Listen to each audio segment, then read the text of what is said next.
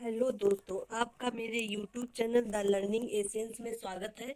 आज मैं आपको पढ़ाने जा रही हूँ कंप्यूटर का सेक्शन, जो आपके सीएपीएफ और एएसआई के एग्जाम में, बीएसएफ के एग्जाम में पूछे जाते हैं। तो कंप्यूटर का पोर्शन यहाँ पे कंप्लीट करेंगे। आपका एक ही क्लास में जो भी मोस्ट इम्पॉर्टेंट एमसीक्यू है, पीवाईक्यू है, इससे रिलेटेड जितने भी प्रश्न बनेंगे वो सारे क्वेश्चन यहाँ कंप्लीट करेंगे। और आपका जो थ्योरेटिकल पोर्शन है वो भी यहाँ पे कंप्लीट करेंगे। तो समय बर्बाद ना करते हुए क्लास स्टार्ट करते हैं और आपको देखते हैं। तो सबसे पहले कंप्यूटर, जो अभी ज़्यादातर एग्जाम में ये पोर्शन पूछा जाता है, मतलब पूछा ही जाता है, सिंपल सी बात है। और ये इंपॉर्टेंट भी है, तो आपको इतना बेसिक पता रहे। पहले कंप्लीट थ्योरी करेंगे, इसके बाद इसके पीवाईक्यू करेंगे, इसके बाद एमसीक्यू और प्रैक्टिस सेट, ये सारा कुछ कंप्लीट यहाँ पे करने वाले हैं हम लोग। तो ये जो पढ़ेंगे, इसमें क्या क्या पढ़ेंगे? सबसे पहले पढ़ेंगे कंप्यूटर की थ्योरी, कंप्यूटर के बारे में पढ़ेंगे सारा कुछ सेक्शन। इसके बाद इसके लगभग 300 एमसीक्यू है, 300 प्लस एमसीक्यू हैं। और 100 आपके पीवाईक्यू सॉल्व करेंगे। 500 इसमें वन लाइनर है, वो सॉल्व करेंगे। एक ही क्लास देखनी है और आपका बेड़ा पार हो जाएगा, सिर्फ एक क्लास। 3 मॉडल पेपर हैं और 5 प्रैक्टिस सेट है इसमें।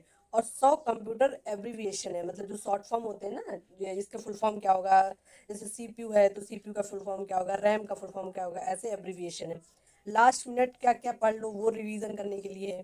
CAPF, SCF, ASI, CRPF, BSF, CISF, Delhi police, किसी भी एग्जाम में जिसमें कंप्यूटर पूछा जाता है, आप ये क्लास देख सकते हैं और आपका कंप्लीट हो जाएगा।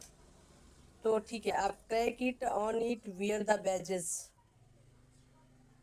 स्टार्ट करते हैं। सबसे पहला आपका चैप्टर रहेगा कंप्यूटर का परिचय, कंप्यूटर का इतिहास। इसके बाद कंप्यूटर के घटक, जैसे सीपीयू है, रैम है, रोम है, माउस है और कीबोर्ड है, ये क्या क्या इसके घटक होते हैं। इनपुट डिवाइस कौन सी है, आउटपुट डिवाइस कौन सी, ये पढ़ेंगे। मेमोरी में पढ़ेंगे, मेमोरी दो अलग अलग टाइप की होती हैं, जैसे रैम है, रोम है, कैश मेमोरी है, तो ये पढ़ेंगे इसमें, ठीक है।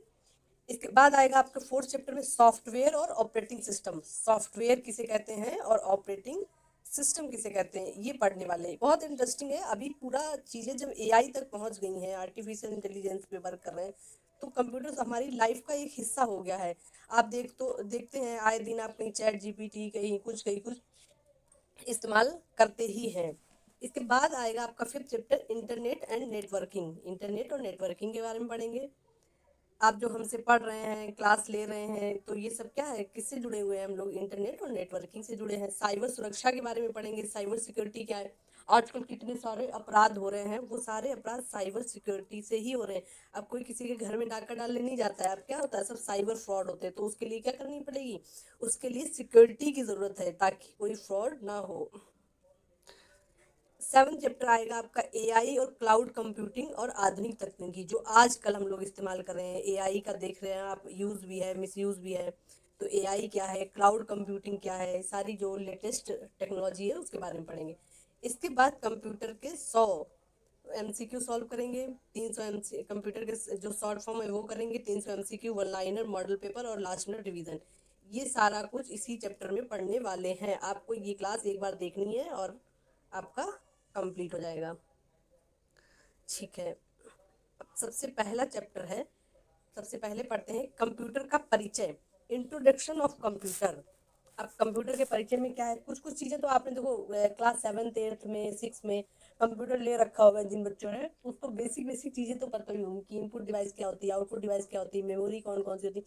लेकिन इसके अलावा कुछ और है जो कि एग्जाम में जिस जो क्वेश्चन बनते रहते हैं, तो आप एक बार एक वीडियो देख लो और आपको इसको 2x पे लगा के, और बस जो जो क्वेश्चन है वो आपके इसमें कंप्लीट हो जाएंगे। तो कंप्यूटर की परिभाषा, डेफिनेशन ऑफ कंप्यूटर। कंप्यूटर एक इलेक्ट्रॉनिक उपकरण है जो डेटा को इनपुट के रूप में ग्रहण करता है। कैसा उपकरण है? इलेक्ट्रॉनिक उपकरण है जो डेटा को इनपुट के रूप में ग्रहण करता है, उसे प्रोसेस करता है और परिणाम को आउटपुट के रूप में प्रदर्शित करता है। सिंपल सी बात है, कोई डेटा इसको दिया तो इसने उसको क्या किया, एक्सेप्ट किया। इसके बाद उसको प्रोसेस किया, प्रोसेस करने के बाद फिर आपको क्या कर दिया, आउटपुट दिखा दिया। यहाँ पे स्क्रीन पे जो मॉनिटर की स्क्रीन होती है वहाँ पे क्या दिखा दिया, आउटपुट दिखा दिया। कंप्यूटर शब्द लैटिन भाषा के कंप्यूटर से बना है, जिसका अर्थ है कंप्यूटर से बना है, जिसका अर्थ क्या है, जिसका अर्थ है गणना करना। कंप्यूटर का अर्थ है गणना करना। आगे देखते हैं। Computer computer commonly operated machine particularly used in a technical and educational research। इसका फुल फॉर्म है कंप्यूटर का। C stand for commonly, O stand for operated, M stand for machine और P stand for particularly, U for used in technical and educational research. ये हो गया computer का full form. Computer का अगर अर्थ पूछा जाए तो क्या अर्थ है? गणना करना। कंप्यूटर को हिंदी में क्या बोलते हैं? हिंदी में कंप्यूटर को संगणक बोलते हैं। सुना होगा, कंप्यूटर को हिंदी में क्या बोलते हैं? संगणक बोलते हैं। Okay, done. अब पहला इलेक्ट्रॉनिक कंप्यूटर क्या है? तो पहला, ये भूलना नहीं, एग्जाम में अगर पूछ दिया जाए कि पहला इलेक्ट्रॉनिक कंप्यूटर क्या था, तो उसका नाम था एनियक। अपनी कॉपी में लिख लेना एक बार, या कमेंट में लिख के ऐसे देख लो, एनियक। 1946 में बना, मतलब देश आज़ाद होने के एक साल पहले। 1947 में देश आज़ाद हुआ, उससे पहले एक साल पहले। तो पहला इलेक्ट्रॉनिक कंप्यूटर है एनियक। अब देखते हैं इसकी विशेषताएं। विशेषताएं क्या क्या हैं कंप्यूटर की? क्या क्या विशेषताएं, ऐसा ये क्या कमाल करता है जो इतना इम्पोर्टेंट है? सबसे पहली बात है गति, स्पीड जो है इसकी वो बहुत ज़्यादा है। नैनो माइक्रो सेकंड में काम करता है। मतलब इधर आपने एंटर किया, कोई भी इंफॉर्मेशन दी, एंटर किया और तुरंत वो इतनी जल्दी प्रोसेस करके आउटपुट दे देगा। कितनी जल्दी? नैनो माइक्रो सेकंड में। एक्यूरेसी, अगर आपने इसकी एक्यूरेसी क्या है? 100% एक्यूरेसी है। मतलब ह्यूमन जो माइंड है वो मिस्टेक कर सकता है, लेकिन अगर यहाँ आपने एक बार फीड कर दिया कि 2 × 2 4 है, तो आप कभी भी किसी भी टाइम इसको लिखेंगे 2 × 2, तो ये हमेशा आपको 100% एक्यूरेसी के साथ 4 ही देगा।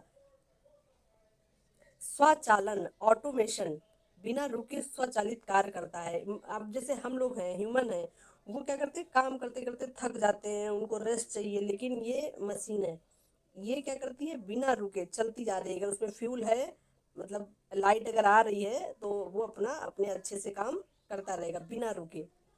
और स्टोरेज भी है, असीमित डाटा स्टोर करते हैं हम। मतलब ह्यूमन है, कितना ही चीज़ें याद कर लोगे।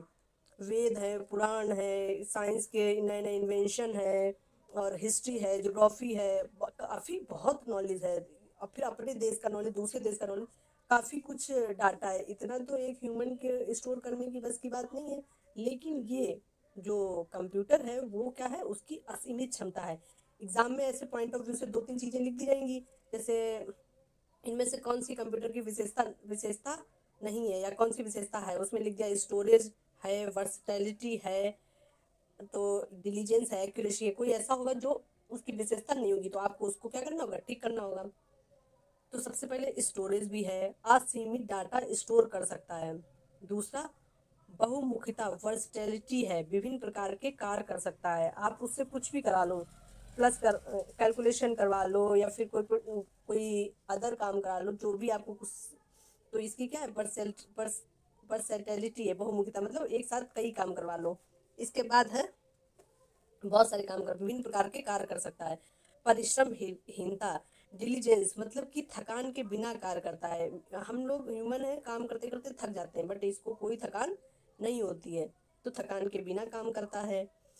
और कोई आईक्यू नहीं, नो आईक्यू, स्वयं निर्णय नहीं ले सकता है। स्वयं निर्णय नहीं ले सकता है तो क्या करते हैं?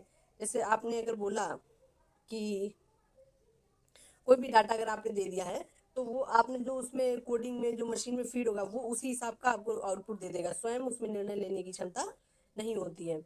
तो कंप्यूटर की क्या क्या विशेषताएं हैं? इसकी स्पीड बहुत है, गति है, शुद्धता, एक्यूरेसी है, ऑटोमेशन है, बिना बिना रुके चलता रहता है, भंडारण है, बहुत असीमित डेटा स्टोर कर सकते हैं, वर्सटैलिटी है, बहुमुखिता है, विभिन्न प्रकार के कार्य कर सकता है, परिश्रमहीनता, डिलीजेंस है, थकान के बिना कार्य करता है, और आईक्यू तो है नहीं, नो आईक्यू, स्वयं निर्णय नहीं ले सकता है। आगे बढ़ते हैं। अब है कंप्यूटर की पीढ़ियां, जनरेशन। एकदम जो आज जो कंप्यूटर हम लोग देखते हैं, जो कंप्यूटर इस्तेमाल करते हैं, इससे आप दो तो इससे पहले जो था वो कंप्यूटर ऐसा नहीं था ना। पहले चीज़ें धीरे धीरे डेवलप होती, धीरे धीरे इवॉल्व होती हैं। तो फर्स्ट जनरेशन का जो कंप्यूटर था 1946 1946 में भी देखा था। 1946 एनियक कंप्यूटर था। तो ये किस तकनीक पे काम करता था? वैक्यूम ट्यूब पे काम करता था। इस जो कंप्यूटर है उसके पीछे कौन सी तकनीक वर्क कर रही थी? वैक्यूम ट्यूब पर तकनीक। फिर आता है द्वितीय श्रेणी का कंप्यूटर। ये लगभग आता है 1956 से 1963 के अप्रॉक्स। और यहाँ पे वैक्यूम ट्यूब की जगह ले ली है किसने, ट्रांजिस्टर ने। और इसका एक उदाहरण अगर देखे जाए तो IBM international business machine 7094, IBM 7094 क्या है, द्वितीय श्रेणी का कंप्यूटर है। फिर आता है आपका तृतीय श्रेणी का कंप्यूटर, थर्ड जनरेशन का। थर्ड जनरेशन ये 1963 में आता है और 1971 के अप्रॉक्स थर्ड जनरेशन का होता है। और इसमें वर्क करता है इंटीग्रेटेड सर्किट। तो फर्स्ट जनरेशन में क्या है, वैक्यूम ट्यूब है। सेकेंड जनरेशन में ट्रांजिस्टर है। थर्ड जनरेशन में इंटीग्रेटेड सर्किट है। और इसका अगर एग्जाम्पल पूछे कंप्यूटर का तो IBM 360, इसको सर्च करके देखना तब मजा आएगा। इसको थर्ड जनरेशन के कंप्यूटर को सर्च करना IBM 360 कैसा होता है, तो आपको गूगल पे उसकी इमेजेस दिखेंगी कि अच्छा पहले इस टाइम पे ऐसा था। फिर IBM 709 को सर्च करना इस टाइप से। फिर फोर्थ जनरेशन का जो कंप्यूटर आता है उसमें यूज होता है आपका micro processor, VLSI, very large scale integration. VLSI का मतलब है वेरी लार्ज स्केल इंटीग्रेशन। इसका यूज होने लगता है फोर्थ जनरेशन में। और इसके एग्जाम्पल है एप्पल है, IBM PC है, ये है। फिर आता है अपना आजकल जो यूज हो रहा है फिफ्थ जनरेशन का, इसमें है ultra large scale integration, ULSI और AI आर्टिफिशियल इंटेलिजेंस वाले कंप्यूटर आ रहे हैं। और इसका उदाहरण है पेंटियम AI चिप्स, जो AI चिप वगैरह पड़ती है ना, AI चिप। तो ये याद रखना। फर्स्ट जनरेशन में ENIAC, थर्ड जनरेशन में IBM 709, फोर्थ में IBM 360, फिफ्थ में एप्पल द्वितीय और IBM PC, और थर्ड में AI चिप और पेंटियम। तो ये फर्स्ट और लास्ट याद कर लो। ये अगर याद हो जाए तो अच्छी बात है। और ये तो याद ही रखना है, फर्स्ट वाला वैक्यूम ट्यूब और लास्ट वाला ये माइक्रो प्रोसेसर और AI ULS। अब ट्रिक याद करने की कैसे है, VTMA याद रख लो, VTMA, VTMA, VTIMA, वटीमा, VTIMA, इतना याद कर लो, याद रहेगा। फिर फर्स्ट जनरेशन में वैक्यूम ट्यूब, और T में ट्रांजिस्टर, सेकेंड जनरेशन में I में इंटीग्रेटेड सर्किट, और M में माइक्रो प्रोसेसर, और A में आर्टिफिशियल इंटेलिजेंस है। तो VTMA, वतीमा, जो समझ में आए वैसे करके याद कर लो, VTIMA, वतीमा याद कर लो। इससे सब याद हो जाएगा कि किसमें क्या यूज हो रहा था। अब आते हैं कंप्यूटर के प्रकार। कंप्यूटर कितने प्रकार के होते हैं, कंप्यूटर होते हैं 3 प्रकार के। एग्जाम में अगर पूछा जाए तो 3 प्रकार के होते हैं। नंबर 1 आपका होता है एनालॉग कंप्यूटर, नंबर 2 डिजिटल, और number 3 hybrid computer. Analogue computer क्या वर्क करता है, तापमान दबाव जैसे भौतिक डेटा, तापमान कितना है, प्रेशर कितना है, बारिश होगी कि नहीं होगी, मौसम क्या कह रहा है, ये सब एनालॉग कंप्यूटर वर्क करता है। लेकिन जो आपका डिजिटल कंप्यूटर होता है वो 0 और 1 बाइनरी नंबर पे वर्क करता है। किस पे वर्क करता है, बाइनरी नंबर पे। कोई भी डाटा जाएगा वो पैकेट के फॉर्म में जाएगा, इंफॉर्मेशन पैकेट के फॉर्म में जाएगी, और वो उस पर क्या होगा, बाइनरी नंबर 0 और 1। ठीक है। हाइब्रिड हाइब्रिड कंप्यूटर एनालॉग और डिजिटल दोनों का मिश्रण जो होता है उसको हाइब्रिड कंप्यूटर कहते हैं। अगर आपसे पूछा जाए कि हाइब्रिड कंप्यूटर का कोई एक एग्जांपल बताओ, तो अस्पताल में जो ICU मशीन यूज होती है वो हाइब्रिड कंप्यूटर है। ठीक है, इतना याद होगा। अगर ये वतीमा याद रखना, वतीमा, जो आगे पढ़ा था वतीमा, याद रहेगा, वतीमा, सॉरी, VTIMA, वटीमा। Vacuum, transistor, integrated circuit, micro processor और AI। और फर्स्ट सेकेंड थर्ड ऐसे याद हो जाएगा। अब आकार के आधार पर साइज, सुपर कंप्यूटर आकार, बेस साइज, सबसे बड़ा सबसे छोटा उस हिसाब से। तो सुपर कंप्यूटर जो है वो सबसे तेज है और बहुत बड़ा है। ये जैसे कि परम है, तिहाने है। तो परम जो कंप्यूटर है वो सुपर कंप्यूटर है। और मेन फ्रेम बड़े संगठनों में जैसे IBM Z15, मिनी कंप्यूटर, देखो सबसे नंबर फर्स्ट पे super computer, main frame computer, mini computer, micro computer और एम्बेडेड कंप्यूटर। तो सुपर कंप्यूटर में परम आ जाएगा, मेन फ्रेम कंप्यूटर में IBM Z15, ये मध्य मिनी कंप्यूटर PDP-11 और जो हम लोग यूज़ करते हैं वो कौन से हैं, हम लोग माइक्रो कंप्यूटर यूज़ करते हैं। व्यक्तिगत उपयोग के लिए कौन सा यूज़ होता है, माइक्रो कंप्यूटर। जैसे PC है, लैपटॉप है, इन सब में क्या यूज होता है, माइक्रो कंप्यूटर। अगला है एम्बेडेड कंप्यूटर। उपयोग में बिल्ट इन होता है, उपकरणों में बिल्ट इन होता है उसमें। जैसे इनबिल्ट है, बिल्ट इन। AC है, वॉशिंग मशीन है, ये भी तो एक तरीके का छोटा मोटा कंप्यूटर है। कैलकुलेशन करता है, ऑन करना है, ऑफ करना है, स्पीड बढ़ानी है, ये सारा एक। तो ये उस मशीन में कंप्यूटर क्या है, इनबिल्ट है, उसमें लगा होता है। तो ये कौन सा होता है, एम्बेडेड कंप्यूटर। एम्बेडेड कंप्यूटर आपके AC में होता है, वॉशिंग मशीन में होता है। आपकी जो डिजिटल घड़ी होती है वो भी एक तरीके का एम्बेडेड कंप्यूटर है। यहाँ तक अगर आपके समझ में आ गया हो तो अभी आपके कुछ PYQ इसी से रिलेटेड बने हैं, उनको देख लेते हैं, फिर आपका नया मतलब चैप्टर पढ़ेंगे। तो ये क्वेश्चन है, भारत का पहला सुपर कंप्यूटर कौन सा है। ये अगर इन्फॉर्मेशन आपको अच्छी लग रही हो, मतलब अ, आपके पॉइंट ऑफ व्यू से इम्पोर्टेंट लग रहा है अगर आपको, तो आप इसको सब्सक्राइब कर लें और अपने दोस्तों के साथ इसको शेयर करें। भारत का पहला सुपर कंप्यूटर कौन सा है, तो परम 8000 जो है वो भारत का सबसे पहला सुपर कंप्यूटर है। और इसको कब बनाया था, 1991 में बनाया था। और इस समय 1991 में राजीव गांधी जी की सरकार थी शायद।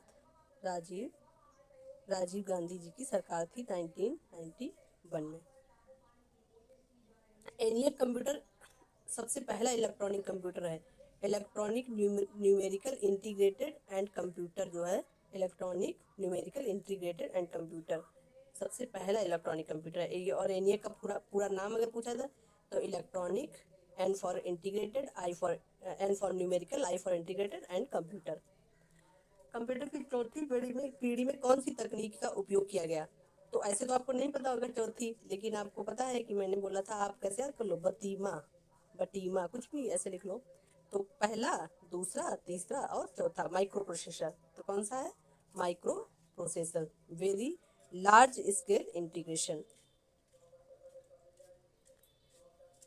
अब आ गया आपका चैप्टर 2, कंप्यूटर के घटक। अब क्या पढ़ना है, कंप्यूटर के घटक। ये सारा थ्योरी यहीं पे कंप्लीट करवाऊंगी और यहीं पे MCQ करवाऊंगी, ताकि आपको बार बार वीडियोस ना देखने पड़े छोटे छोटे, एक ही बार में देखो और सब खत्म करो। कंप्यूटर के घटक, कंप्यूटर की मूल संरचना। तो कंप्यूटर की मूल संरचना में कंप्यूटर की मूल जो प्रणाली है वो क्या है, इनपुट। कुछ डाटा आपने दिया, इनपुट किया, इसके बाद उस डाटा पे क्या होगी, प्रोसेसिंग होगी, और फिर आपको आउटपुट में उसका रिजल्ट मिल जाएगा। तो इनपुट यूनिट और आउटपुट यूनिट।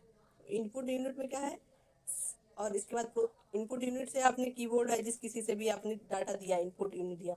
इसके बाद प्रोसेसिंग होती है। प्रोसेसिंग कहाँ होती है, प्रोसेसिंग होती है आपकी CPU में। CPU के अंदर क्या होती है, प्रोसेसिंग। और CPU के अंदर क्या क्या होता है, ALU होता है, कंट्रोल यूनिट, और ALU है arithmetical logical unit, memory unit. तो ये ALU, CU, MU, इन सबको मिला के क्या बनता है, CPU, सेंट्रल प्रोसेसिंग यूनिट। और इसके बाद आपको जो मॉनिटर होता है उसमें आपको रिजल्ट दिखता है, वो है आपकी आउटपुट यूनिट। ठीक है। अब सेंट्रल प्रोसेसिंग जो यूनिट है, CPU को क्या बोलते हैं, CPU को कंप्यूटर का मस्तिष्क कहा जाता है। यह भी, ये सभी क्या है, प्रोसेसिंग करता है, डाटा की क्या करता है, प्रोसेसिंग करता है CPU के अंदर क्या क्या होता है, CPU के क्या क्या भाग हैं। CPU के अंदर ALU होता है, CU होता है, arithmetical logical unit, control unit, memory unit, registers होते हैं और कैश मेमोरी होती है। ये सब CPU के क्या हैं, CPU के भाग हैं।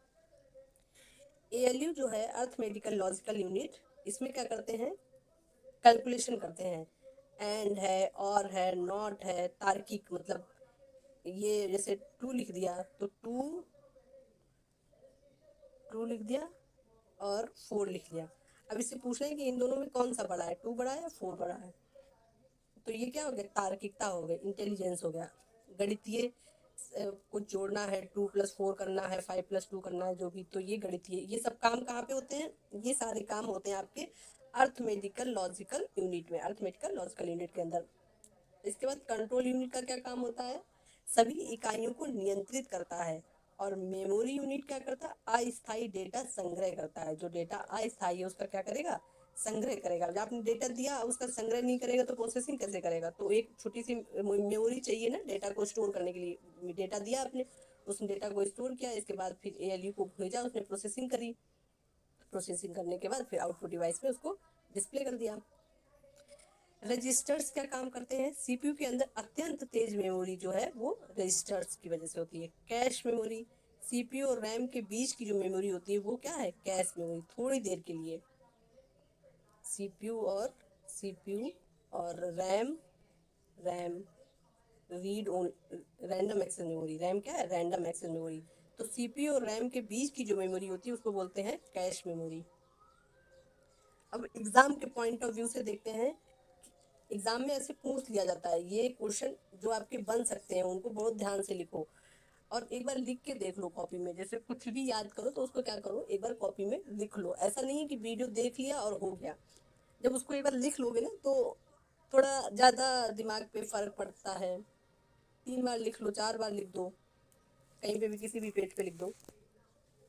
सीपीयू की गति को MIPS में मापते हैं, तो आप कहीं पे भी लिख दो ऐसे करके MIPS, million instruction per second. Million instruction per second में सीपीयू की गति को मापते हैं। ये आप कहीं मेरे मतलब जो कमेंट है कमेंट में लिख लो, कहीं पे भी लिख लो, कमेंट को as a rough page use करो। इसके बाद आता है इंटेल ने 1971 में पहला माइक्रो प्रोसेसर 4004 बनाया। इंटेल ने कौन सा माइक्रो प्रोसेसर बनाया? 4004। और क्लॉक स्पीड को किस में मापते हैं? क्लॉक स्पीड को गीगा हर्ट्ज में मापते हैं, गीगा हर्ट्ज में। तो ये कुछ चीजें नहीं बोलना है। अगर आपसे एग्जाम में पूछा जाए सीपीयू की गति को किस में मापते हैं, तो मिलियन इंस्ट्रक्शन पर सेकेंड में। इंटेल ने 1971 में अपना माइक्रो प्रोसेसर 4004 बनाया था। क्लॉक की स्पीड को गीगा हर्ट्ज में मापते हैं। और ड्यूल कोर जो है उसमें 2 प्रोसेसर और क्वाड कोर 4 प्रोसेसर होता है। ड्यूल में कितना? 4 प्रोसेसर। और क्वाड कोर में कितना? 4 प्रोसेसर होते हैं। क्वाड मतलब क्वाड आपने पढ़ा होगा, क्वाड संगठन पढ़ा होगा जिसमें करंट अगर आप पढ़ते होंगे तो उसमें आपने क्वाड पढ़ा होगा। क्वाड में कौन कौन से देश शामिल हैं? क्वाड मतलब जो 4 लोग, जब 4 लोग होते हैं तो उसको क्वाड बोलते हैं। इसमें इंडिया है, ऑस्ट्रेलिया है, जापान है और अमेरिका है। इसको क्वाड बोलते हैं। क्वाड मतलब 4 प्रोसेसर और डुअल कोर मतलब 2 प्रोसेसर। ठीक है, आगे बढ़ते हैं। अब आपको बताने जा रहे हैं इसके आगे कि इनपुट डिवाइस कौन कौन सी है, आउटपुट डिवाइस कौन कौन सी है। एग्जाम में क्या करते हैं, ऐसे आपको 4 एग्जाम्पल दे देंगे, 1 2 3 4। पूछ दिया इनमें से कौन सी इनपुट डिवाइस है, तो 3 आपको आउटपुट डिवाइस रख देंगे, एक इनपुट डिवाइस रख देंगे, उसको आपको टिक करना है। तो आपको पता तो होनी चाहिए ना कि कौन कौन सी इनपुट डिवाइस होती हैं, कौन कौन सी आउटपुट डिवाइस होती हैं। जब आपको पता नहीं होगा तो आप टिक कैसे करेंगे, आपका 1 नंबर बनेगा कैसे? और 1 नंबर से कितनी कितनी रैंक पीछे हो जाते हैं, कितनी कितनी रैंक आगे हो जाते हैं, ये आप तैयारी कर रहे हैं, ये आपसे बेहतर कौन जान सकता है ना। तो अब आते हैं कीबोर्ड। कीबोर्ड जो है वो आपका इनपुट डिवाइस है। पहले इनपुट डिवाइस कौन कौन सी है इसको कमेंट में लिख दो एक बार ऐसे करके, अगर चाहना तो लिखना ऐसे या कॉपी में लिख लो, एक बार लिख लो ऐसे कि कीबोर्ड सबको पता है इनपुट डिवाइस है, माउस सबको पता है इनपुट डिवाइस है। इसके बाद देखो scanner, MICR, OCR, OMR, joystick, joystick से अगर किसी ने गेम खेला होगा तो उसे पता होगा joystick, light pen, barcode reader, touch screen, webcam, microphone, ये सब है आपकी इनपुट डिवाइस। तो कीबोर्ड जो है वो किस प्रकार की इनपुट डिवाइस है? ये अल्फा न्यूमेरिक है और सबसे सामान्य इनपुट उपकरण है। और आपके कीबोर्ड में अगर कीज पूछी जाए तो कीबोर्ड में 104 की होती है। कितनी? 104। इसके बाद है माउस। माउस जो है वो पॉइंटिंग डिवाइस है। कैसी डिवाइस है? Pointing device. और ये कैसे वर्क करता है? GUI में प्रयुक्त होता है, graphical user interface, graphical user interface. Scanner जो है वो आपकी ऑप्टिकल प्रकार का होता है, दस्तावेज को क्या करता है?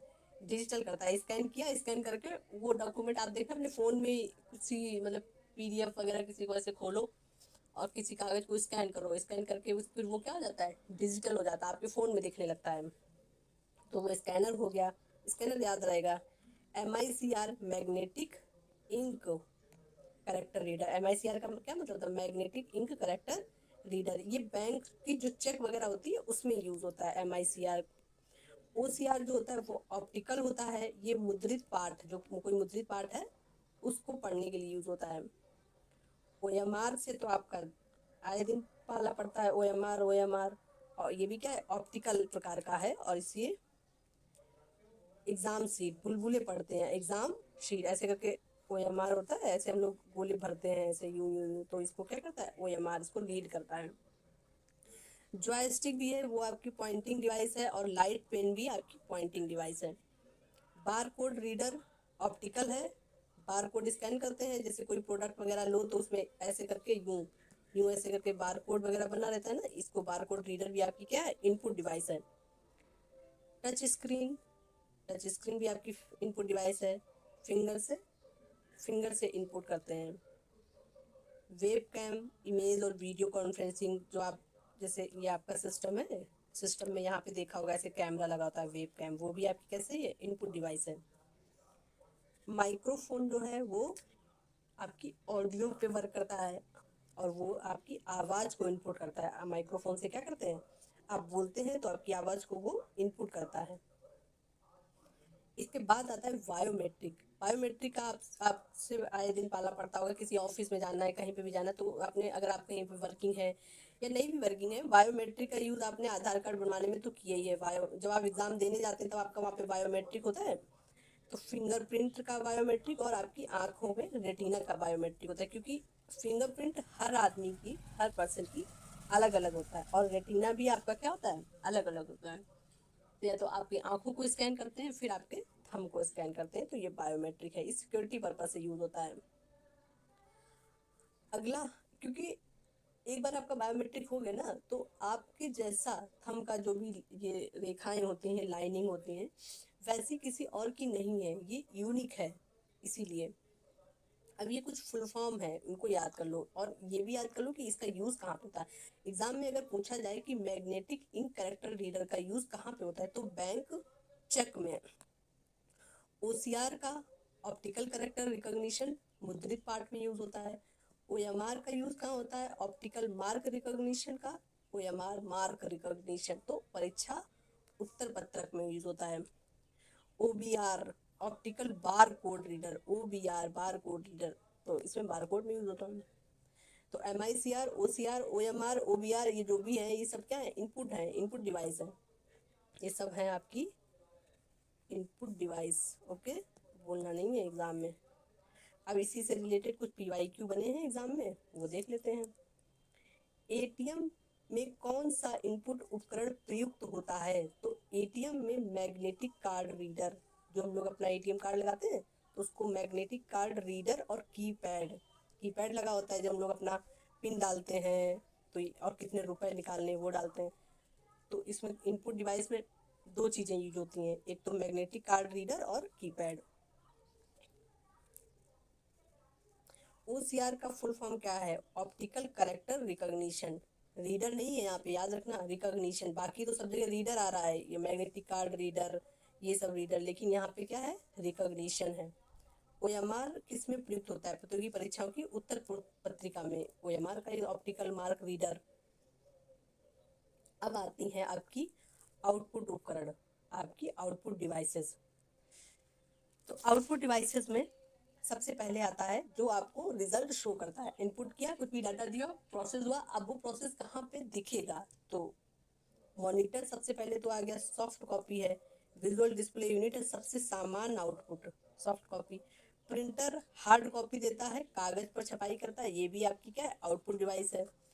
प्लॉटर भी आपकी हार्ड कॉपी देता है, बड़े चित्र नक्शे, ये सब प्लॉटर का काम है। तो प्रिंटर है, प्लॉटर है, स्पीकर है। स्पीकर आपकी आउटपुट डिवाइस है, लेकिन जो ये माइक्रोफोन है वो आपकी इनपुट डिवाइस है। माइक्रोफोन में आप बोलते हैं, स्पीकर में आप सुनते हैं, तो ये याद रखना। अब तो स्पीकर आपकी आउटपुट डिवाइस है, माइक्रोफोन आपकी इनपुट डिवाइस है। प्रिंटर भी आउटपुट डिवाइस है, प्लॉटर, स्पीकर, प्रोजेक्टर, जो स्कूल वगैरह में या फिर कहीं पे भी शादियों में बड़ा सा ऐसे प्रोजेक्टर लगा होता है, स्मार्ट क्लासेस वगैरह होती है वहाँ पे लगा होता है, शादियों में लगा होता है, तो ये इसको प्रोजेक्टर बोलते हैं। ये क्या है, सॉफ्ट कॉपी है। ये आपको कोई प्रिंट निकाल के तो देता नहीं कि हाँ आपका वीडियो बन रहा है, आपकी फोटो आ रही है तो ये लो फोटो, नहीं, सॉफ्ट कॉपी है। तो ये भी आपकी आउटपुट डिवाइस है, बड़ी स्क्रीन पर प्रदर्शन। हेडफोन जो है वो आपकी ऑडियो वाली है, लेकिन ये व्यक्तिगत ध्वनि है, और ये भी आपकी आउटपुट डिवाइस है। हेडफोन लगा के गाना सुनते हैं तो आपको कुछ निकल के आ रहा है, आप कुछ अपनी तरफ से दे नहीं रहे, और जहाँ पे चीजें निकल के आ रही हैं वो सब आउटपुट डिवाइस है।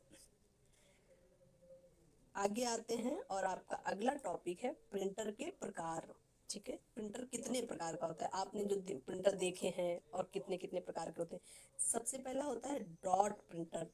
ये इम्पैक्ट तकनीक पे वर्क करता है, और इसमें सुइयों से छपाई होती है, और सबसे सस्ता है डॉट प्रिंटर। इसके बाद आता है inkjet printer, laser printer, thermal printer और 3D प्रिंटर।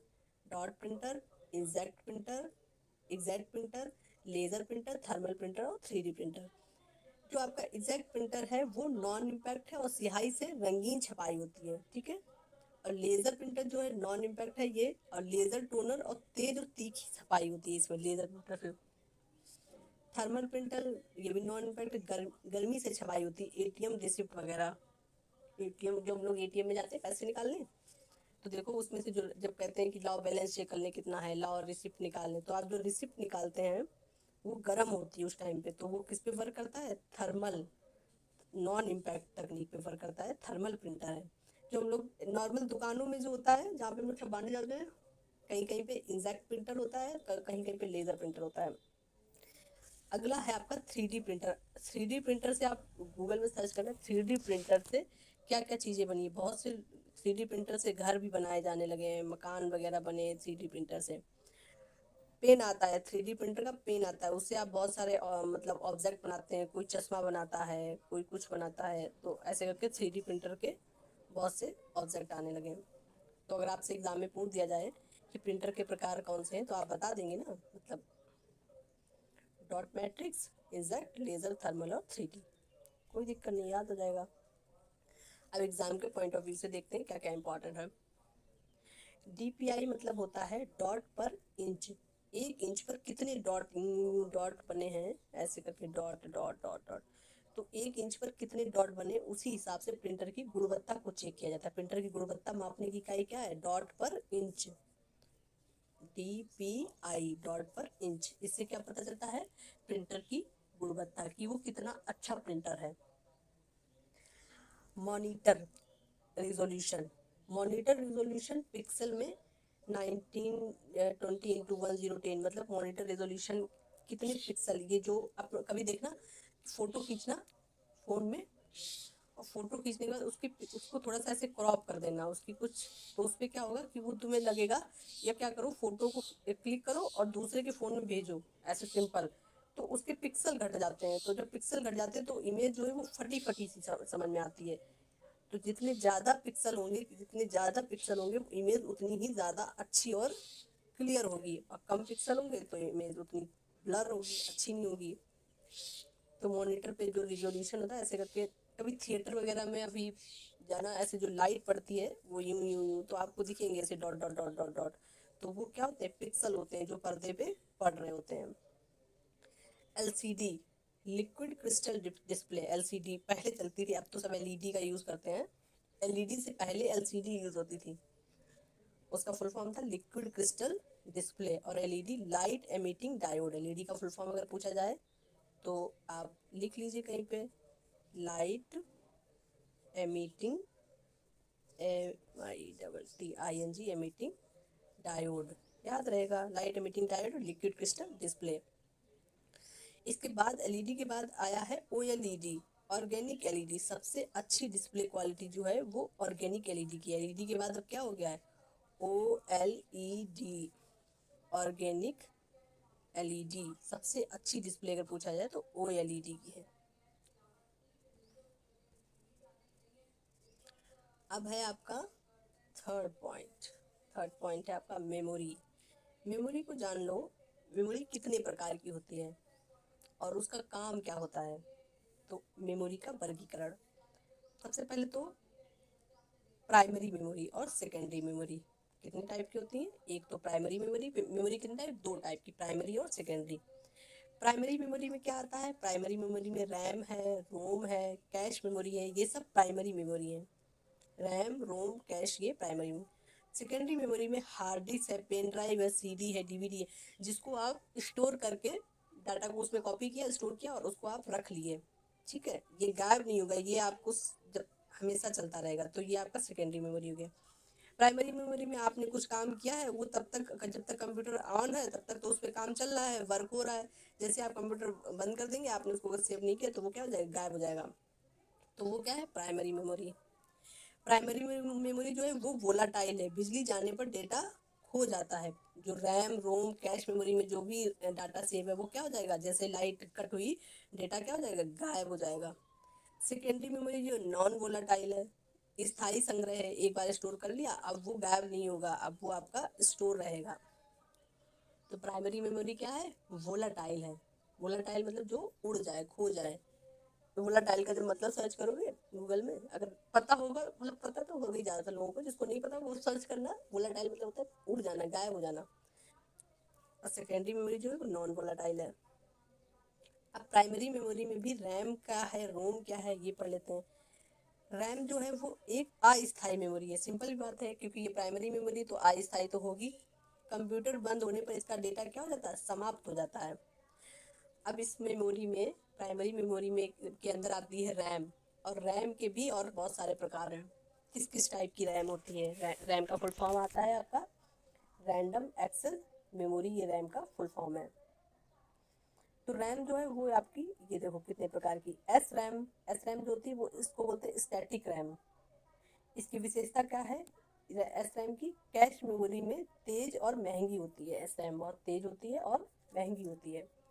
डी रैम क्या होता है, डी रैम होता है dynamic RAM, dynamic random access memory, D RAM. ये मेन रैम होती है, सस्ती होती है और बार बार इसको क्या कर सकते हैं, रिफ्रेश कर सकते हैं। तो ये डी रैम है, स्टैटिक रैम और डी रैम। स्टैटिक महंगी है, डी रैम सस्ती है।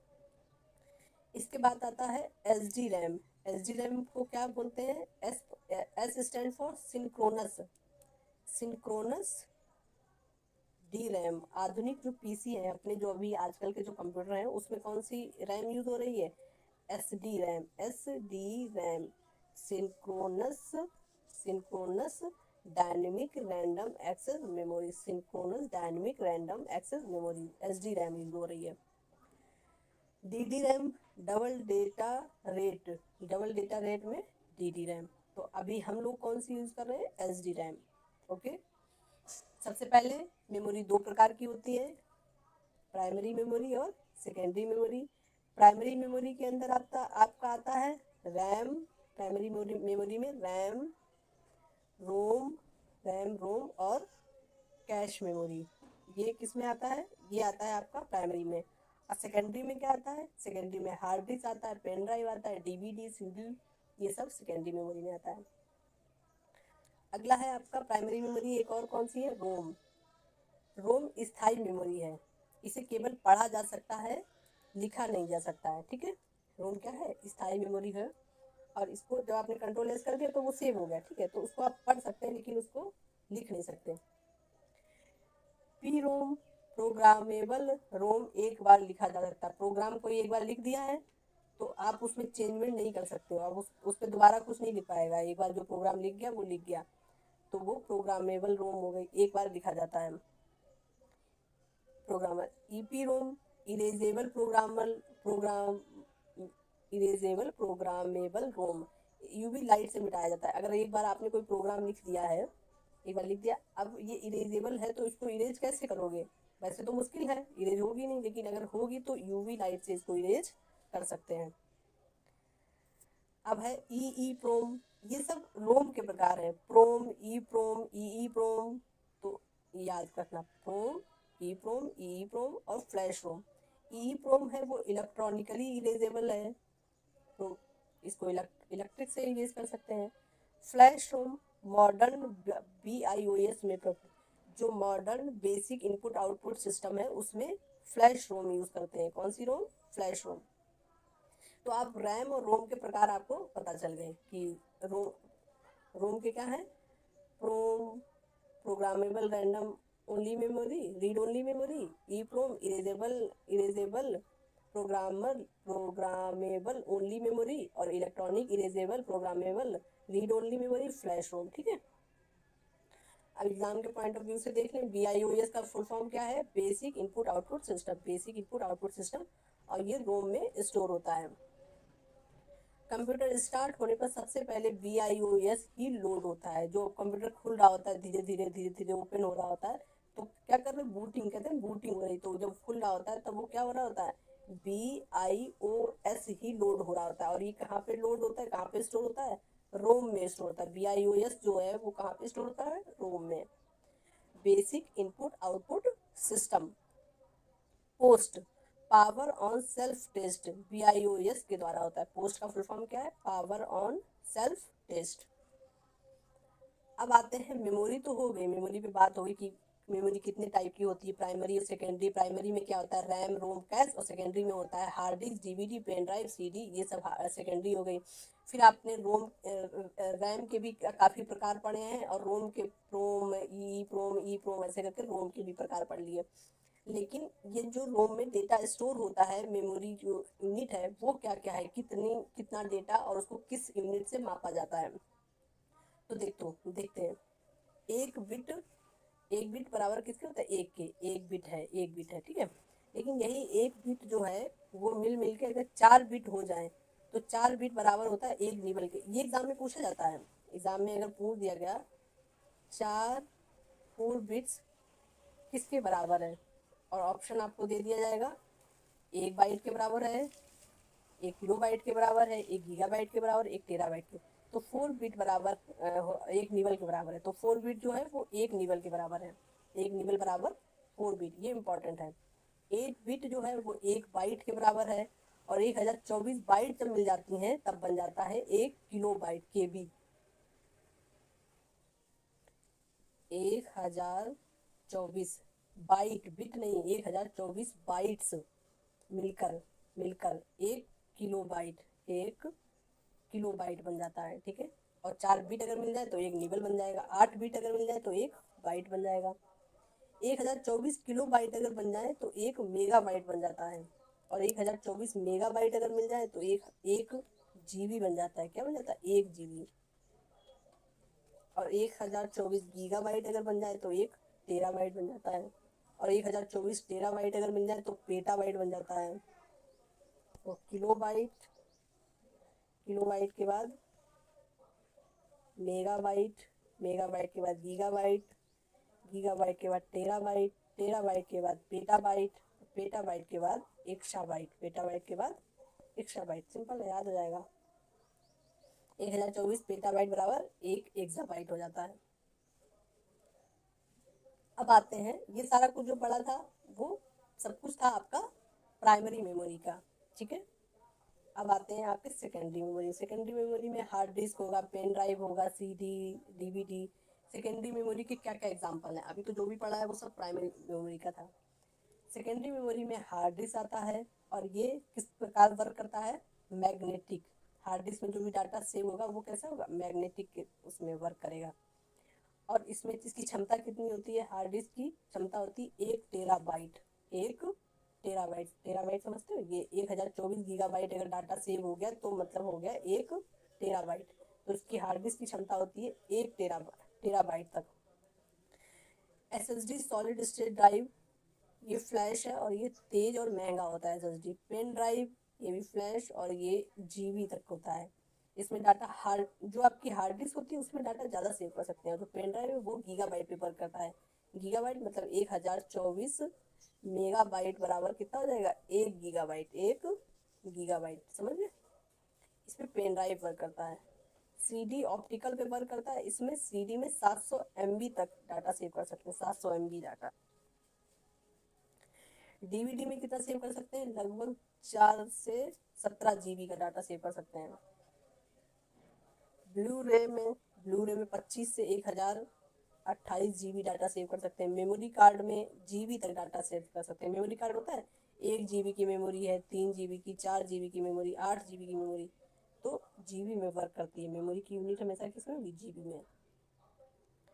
अब ट्रिक है, रजिस्ट्री क्या है, सबसे छोटी बिट है, फिर उससे बड़ी निबल, निबल से बाइट, बाइट से केबी, केबी से एमबी, एमबी से जीबी, जीबी से टीबी, टीबी से पीबी, पीबी से ईबी, सबसे छोटी बिट है। ठीक है,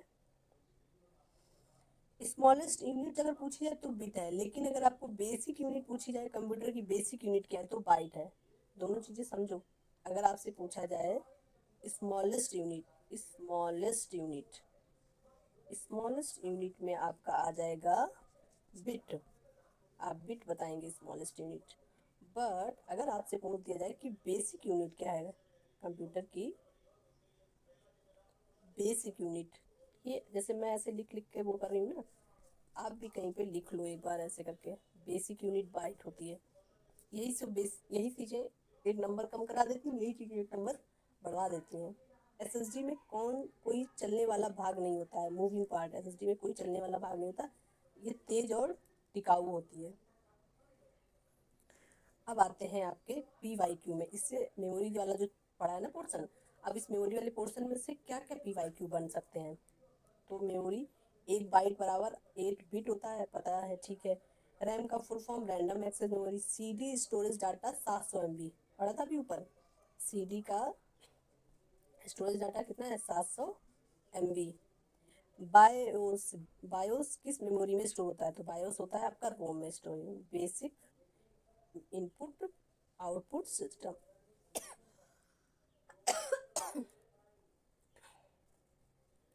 अगला चैप्टर है आपका सॉफ्टवेयर। सॉफ्टवेयर क्या होता है, सॉफ्टवेयर किसे कहते हैं, सॉफ्टवेयर, सॉफ्टवेयर के बाद फिर आता है कि ऑपरेटिंग सिस्टम किसे कहते हैं।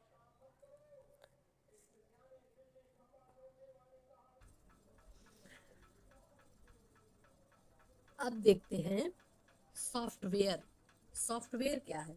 सॉफ्टवेयर सुना होगा बहुत ज़्यादा नाम ऐसे, सॉफ्टवेयर सॉफ्टवेयर, तो सॉफ्टवेयर आखिर होता क्या है।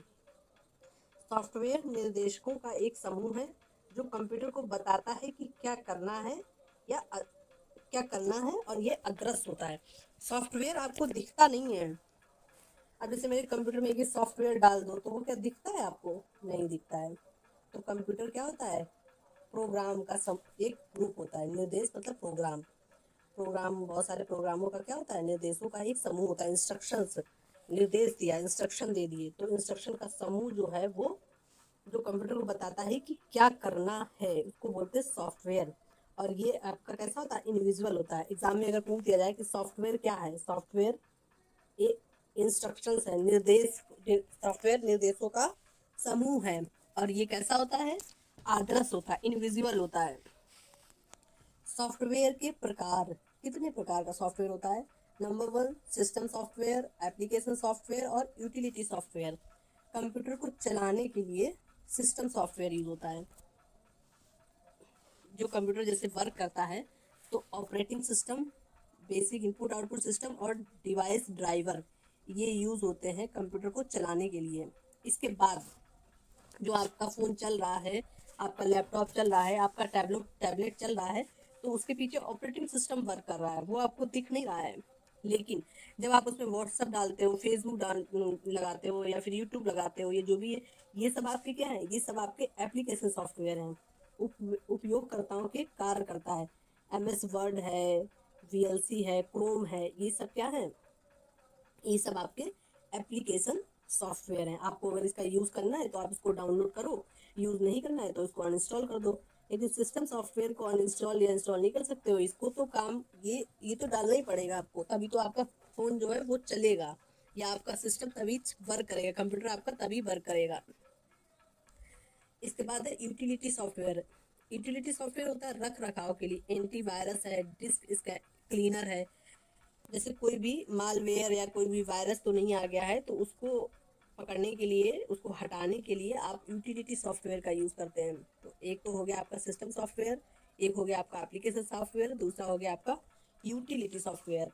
ठीक है, अब आते हैं ऑपरेटिंग सिस्टम। सिस्टम सॉफ्टवेयर के अंदर आता है आपका ऑपरेटिंग सिस्टम। ऑपरेटिंग सिस्टम एक सिस्टम सॉफ्टवेयर है जो हार्डवेयर और यूज़र के बीच इंटरफेस का काम करता है। ये कंप्यूटर है, कंप्यूटर ये तो एक डब्बा है, ये कंप्यूटर क्या है, डब्बा है। जब तक इसमें कोई ऑपरेटिंग सिस्टम नहीं पड़ा है, ये कैसे वर्क करेगा। तो ये हार्डवेयर की जो ये कंप्यूटर जिसको मैंने डब्बा बोला है, ये क्या है, ये हार्डवेयर है। इसमें सीपीयू लगा है, माउस लगा है, डिस्प्ले लगा है और बहुत सारी चीज़ें लगी हैं। लेकिन ये भी तो एक हार्डवेयर है ना, ये वर्क नहीं कर रहा है, मेरे किसी यूज़ का नहीं है। लेकिन जैसे ही इसमें आपने ऑपरेटिंग सिस्टम डाल दिया, ऑपरेटिंग सिस्टम डालने के बाद इसमें, और ये मेरे लिए अब ऑपरेटिंग सिस्टम जब इसमें पड़ गया है, कोई सिस्टम सॉफ्टवेयर पड़ गया, तो अब मेरे लिए वो क्या हो गया, यूजफुल हो गया। अब मैं उस पर वर्क कर सकता हूँ। ठीक है।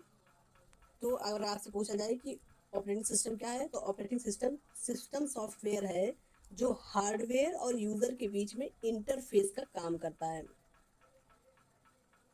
ऑपरेटिंग सिस्टम के प्रकार देख लो, कौन कौन से ऑपरेटिंग सिस्टम है। एक तो विंडो ऑपरेटिंग सिस्टम है, एक है Linux, Mac OS, Android. Android देखा होगा अपने फ़ोन में होता है, तो विंडोज़ होता है, आईओएस होता है, यूबीएन2 होता है, ubuntu, क्रोम ओएस। ये सब क्या है, ये सब ऑपरेटिंग सिस्टम है। जो विंडो ऑपरेटिंग सिस्टम है, इसको किसने बनाया है, इसको बनाया है माइक्रोसॉफ्ट ने, और ये सबसे लोकप्रिय है। कैसा है, ग्राफिकल यूजर इंटरफेस बेस्ड है, और ये सबसे ज़्यादा पॉपुलर है। लाइनेक्स ऑपरेटिंग सिस्टम अभी बहुत कम यूज़ होता है, पहले लाइनेक्स यूज़ होता है, लाइनेक्स है, यूनेक्स है, ये ऑपरेटिंग सिस्टम यूज़ होते थे। लाइनेक्स को जो बनाया है वो लाइनस टॉरवाल्ड्स ने बनाया है। इसके निर्माता कौन है, लाइनस।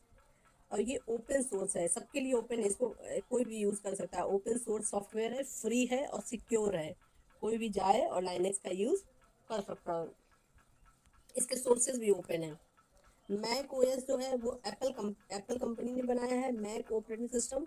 और ये एप्पल कंप्यूटर के लिए है, जो एप्पल के कंप्यूटर आते हैं उनमें अगर कोई सॉफ्टवेयर यूज होगा तो वो Mac Mac OS software use होगा, तभी बोलते हैं मेरा मैक किधर है, मेरा मैक मैक मैक।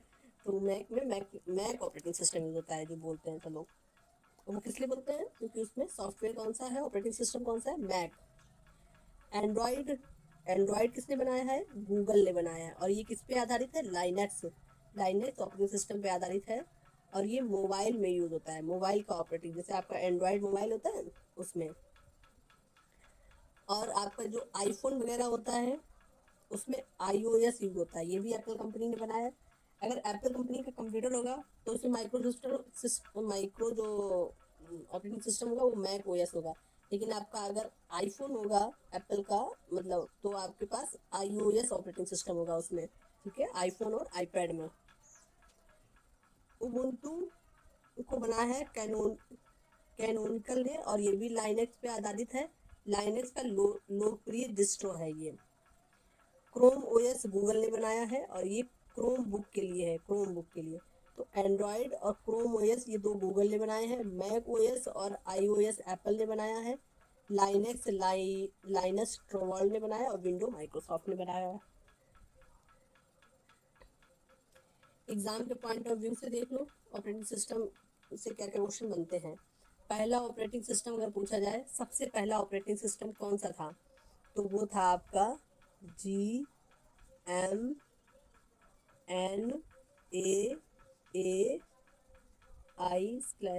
और इसको कब बनाया, 1956 में। सबसे पहला ऑपरेटिंग सिस्टम GMAAI। विंडो को जिसको माइक्रोसॉफ्ट ने बनाया है, विंडो का सबसे पहला अगर वर्जन देखें माइक्रो ऑपरेटिंग सिस्टम का, तो विंडो 1.0। सबसे पहला विंडो का ऑपरेटिंग सिस्टम कौन सा था, विंडो 1.0। कब बना था, 1985 में।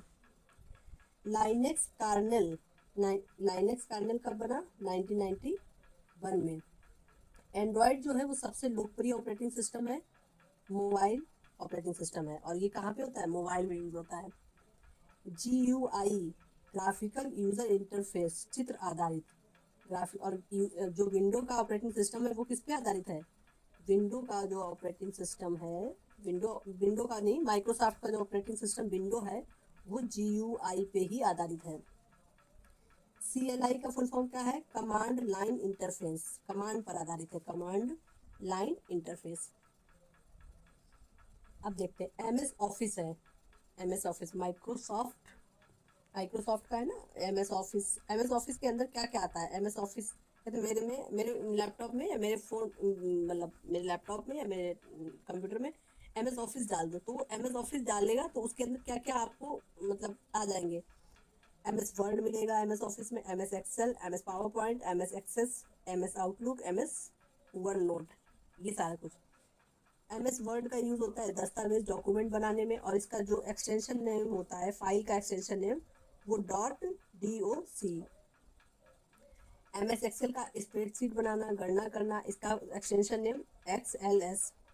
पावर पॉइंट का होता है PPT, पावर पॉइंट का PPT extension name. MS Access का होता है डेटाबेस, और ये इसका एक्सटेंशन नेम होता है .ACCDB डेटाबेस। MS आउटलुक का उपयोग होता है ईमेल वगैरह में, और इसका जो एक्सटेंशन नेम होता है वो .PST एक्सटेंशन नेम है इसका MS आउटलुक का। MS वन नोट को नोट्स बनाने के लिए यूज होता है, इसमें इसका एक्सटेंशन नेम होता है .0.1। यूट्यूब चैनल का नाम है द लर्निंग एसेंस, और टेलीग्राम द लर्निंग एसेंस पे टेलीग्राम पे पेज है, उसको फॉलो कर लेना, वहाँ पे आपको उसकी PDF वगैरह मिल जाएगी, और नोट्स तो देख ही रहे हो।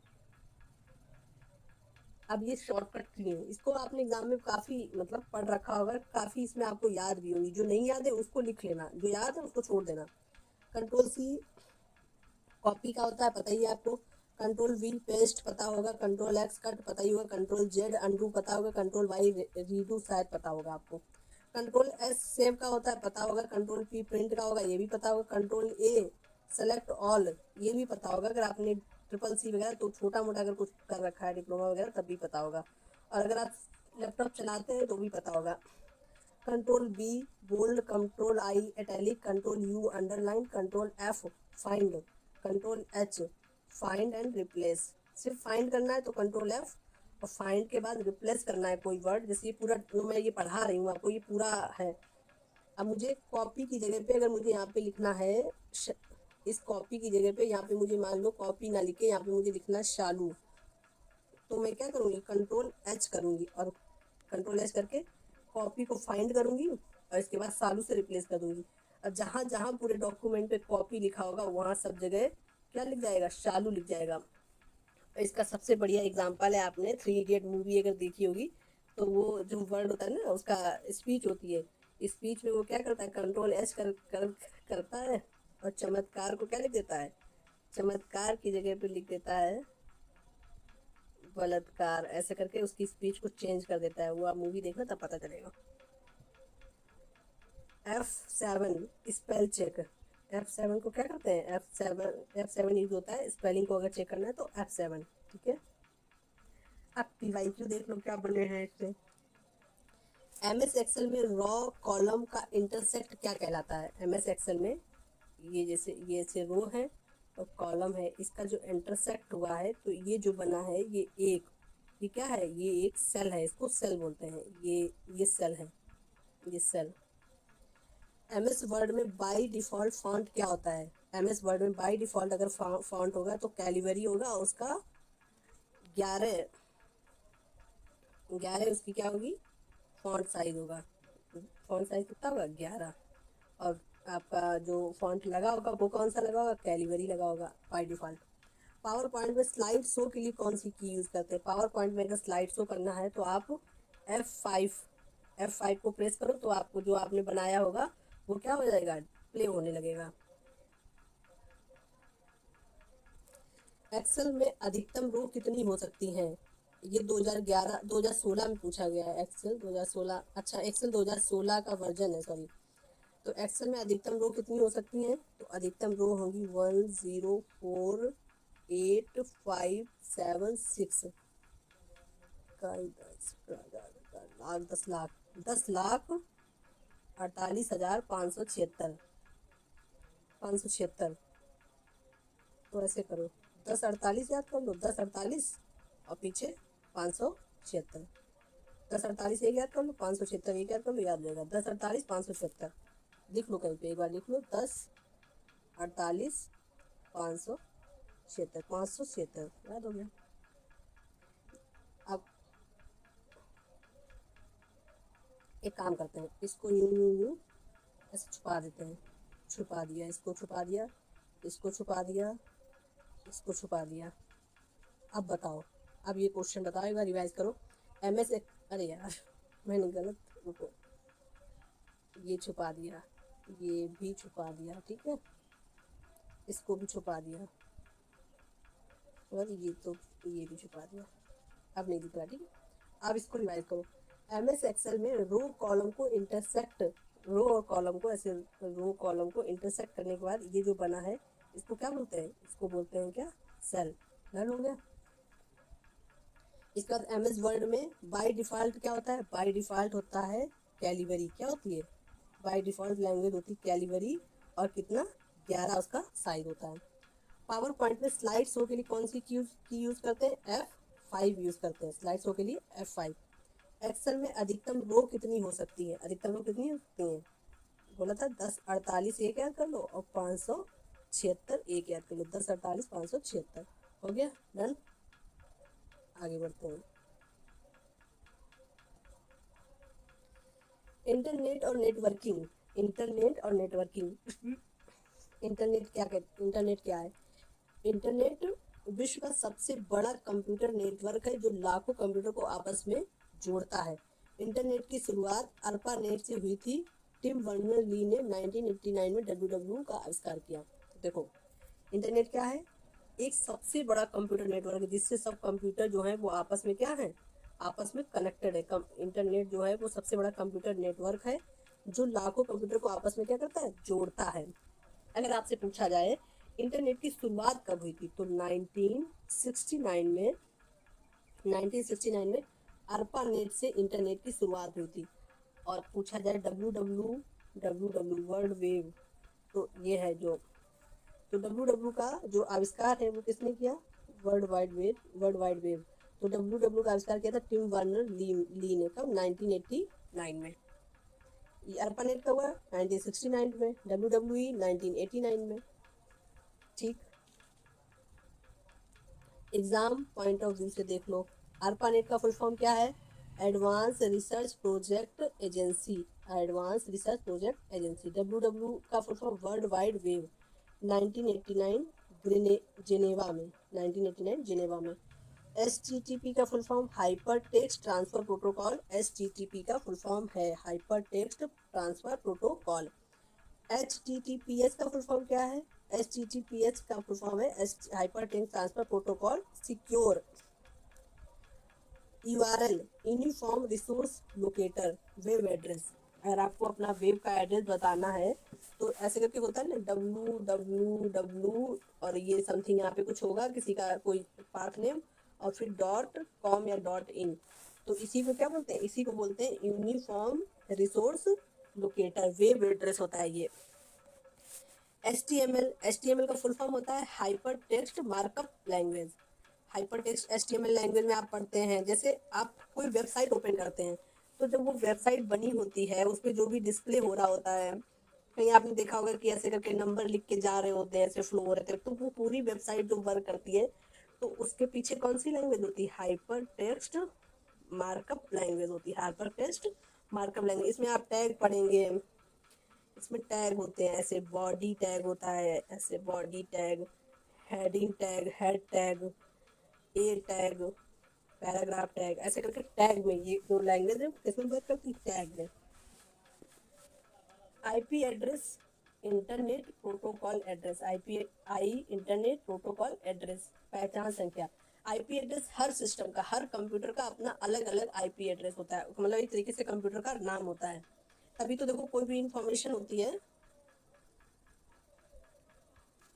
कोई भी इंफॉर्मेशन होती है तो उसमें क्या होता है, उसको कैसे मतलब वो किया जाता है, कैसे किसी को पकड़ा जाता है। तो आपने अगर कोई भी गलत गतिविधि, कोई भी गलत ऐसी पोस्ट या कुछ भी ऐसा गलत काम किया है, कॉल किया है, कुछ भी किया है, तो पुलिस क्या करती? पकड़ लेती है। वो कैसे पकड़ लेती है? क्योंकि आपने जिस भी सिस्टम का यूज़ किया, जिस भी डिवाइस का यूज़ किया, उसका एक अपना आईपी एड्रेस है, और उस आईपी एड्रेस से उसकी लोकेशन पता चल जाती है, कहाँ से ये पोस्ट हुआ है ये भी पता चल जाता है। अगला टॉपिक है आपका नेटवर्क के प्रकार।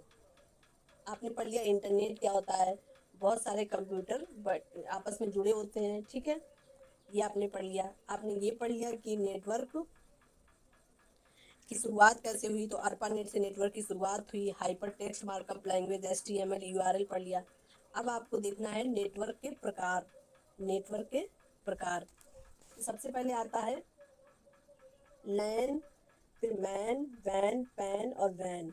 Local area network, metropolitan area network, wide area network, PAN personal area network और वैन वर्चुअल प्राइवेट नेटवर्क। देखो, जो लैन है वो लोकल एरिया नेटवर्क है। ये आपके कहाँ तक वर्क करेगा, आपके भवन, आपके कैंपस, ऑफिस नेटवर्क के लिए यूज करते हैं आपका लोकल एरिया नेटवर्क। इसके बाद मैन जो है वो मेट्रोपॉलिटन एरिया नेटवर्क के लिए वर्क करता है। जैसे आप कानपुर में रहते हैं, कन्नौज में रहते हैं, लखनऊ में रहते हैं, तो आपके शहर में जो नेटवर्क वर्क कर रहा है वो है आपका मेट्रोपॉलिटन एरिया नेटवर्क, जैसे केबल टीवी नेटवर्क जो होता है। फिर आता है आपका वैन, wide area network. Wide area network ये इंटरनेट वगैरह जो हम लोग नेट यूज़ करते हैं, आप यहाँ से मैसेज करना है, आप अमेरिका में कर दो, चाइना में कर दो, पाकिस्तान में कर दो, करना नहीं है लेकिन बता रहे हैं। तो इस पर क्या वर्क करता है, ये इंटरनेट, इस पर इंटरनेट वर्क करता है। पैन पर्सनल एरिया नेटवर्क ये कुछ मीटर तक वर्क करता है। जैसे हम ब्लूटूथ से कोई डाटा ट्रांसफर करना है, ब्लूटूथ कनेक्ट किया और ट्रांसफर कर दिया, तो ब्लूटूथ कैसा नेटवर्क है, पर्सनल एरिया नेटवर्क है। और VPN क्या है, VPN है वर्चुअल प्राइवेट नेटवर्क, ये सुरक्षित टनल और ये रिमोट वर्क है। सुरक्षित टनल VPN जो यूज होता है। तो कितने प्रकार का नेटवर्क हो गया, लैन, मैन, वैन, पैन और VPN। अब आता है नेटवर्क टोपोलॉजी। अब नेटवर्क टोपोलॉजी किसे कहते हैं, नेटवर्क टोपोलॉजी का मतलब होता है जो भी ये सिस्टम है वो किस कंडीशन में जुड़े। यूं अगर समानांतर जुड़े हैं, ऐसे बराबर में जुड़े हैं, तो इसको क्या कहेंगे। अगर ये स्टार में जुड़े हैं ऐसे करके, एक सिस्टम यहाँ लगा है, एक सिस्टम यहाँ लगा है, एक इधर लगा है, एक इधर लगा है, एक इधर लगा है, ऐसे जुड़े हैं। या फिर ये ऐसे यूं जुड़े हैं बस की तरह, एक इधर लगा सिस्टम, एक इधर, एक इधर, इधर। टोपोलॉजी मतलब तरीका, प्रकार, किस प्रकार से। एक होता है टोपोलॉजी। अब टोपोलॉजी में कौन कौन सी टोपोलॉजी, एक है बस topology, star topology, ring topology, mesh topology और ट्री टोपोलॉजी। एक केबल से सभी जुड़े हैं। बस टोपोलॉजी में क्या है, एक ऐसी केबल है और इस केबल से सभी सिस्टम ऐसे जुड़े हैं। जैसे बस होती है, बस में इधर भी लोग बैठे हैं, इधर भी लोग बैठे हैं, इधर भी लोग बैठे हैं और बीच में क्या है, जगह है। तो अगर एक केबल से सभी जुड़े हैं, एक टूटे तो सब बंद। अगर एक केबल टूट गई तो सब बंद हो जाएंगे।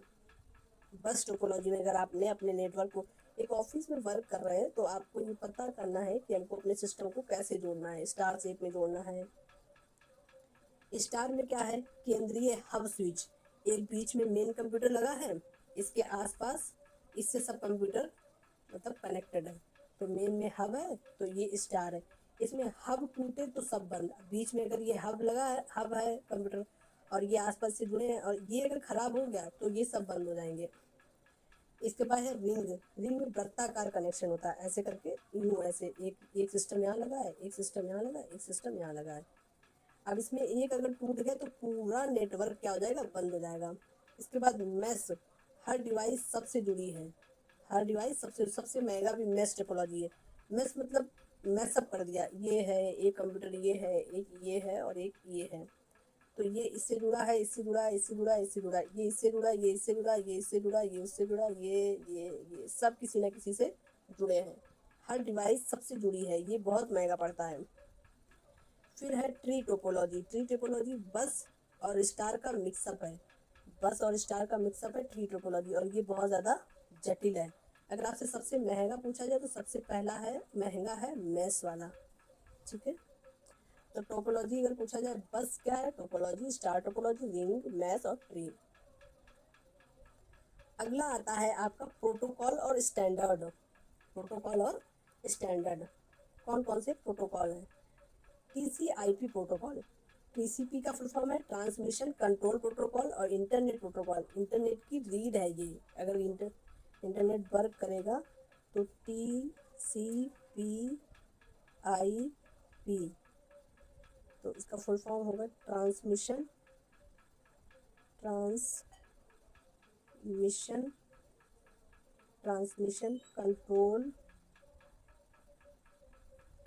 Control protocol. Transmission control protocol. तो ये इंटरनेट की रीड है। एफटीपी क्या है? File transfer protocol. अगर आपको कोई फाइल ट्रांसफर करनी है तो ये हो जाएगा FTP, file transfer protocol. SMTP क्या है? सिंपल मेल ट्रांसफर प्रोटोकॉल है, इसको ईमेल भेजने के लिए यूज होती है। ये अलग अलग प्रोटोकॉल है। तो ये तो रीड है, ये तो यूज हो गए। एफटीपी फाइल ट्रांसफर करने के लिए, एसएमटीपी सिंपल मेल ट्रांसफर करने के लिए। इसके बाद प्रोटोकॉल है POP 3, post office protocol. POP क्या है? पोस्ट ऑफिस प्रोटोकॉल, ईमेल प्राप्त करना। DNS, domain name system. DNS क्या है? Domain name system. मतलब किसी की वेबसाइट है, कुछ भी है, तो वो एक यूनिक डोमेन नेम होगा। जैसे मैं अपनी वेबसाइट का नाम रखूं www शालू www.shalu.in। तो अब ये जो डोमेन नेम है शालू, ये अब कोई यूज नहीं कर सकता है, ये किसी एक को ही मिलता है, तो इसको बोलते हैं डोमेन नेम, मतलब यूनिक। अब डीएचसीपी का dynamic host config protocol, IP auto assign है, ठीक है। वेब ब्राउजर और सर्च। वेब ब्राउजर किसे कहते हैं? जहाँ पे हम लोग गूगल है, क्रोम है, जहाँ पे जाके हम लोग चीज़ों को सर्च करते हैं, जानकारी लेते हैं, उसको वेब ब्राउजर बोलते हैं। तो वेब ब्राउजर के ये अलग अलग प्रकार हैं। देखो कौन कौन से वेब ब्राउजर हैं। एक तो गूगल क्रोम है, सब यूज़ करते हैं। मोजिला फायरफॉक्स है, माइक्रोसॉफ्ट एज है, सफारी है, ओपेरा है, गूगल है, बिंग है, याहू है।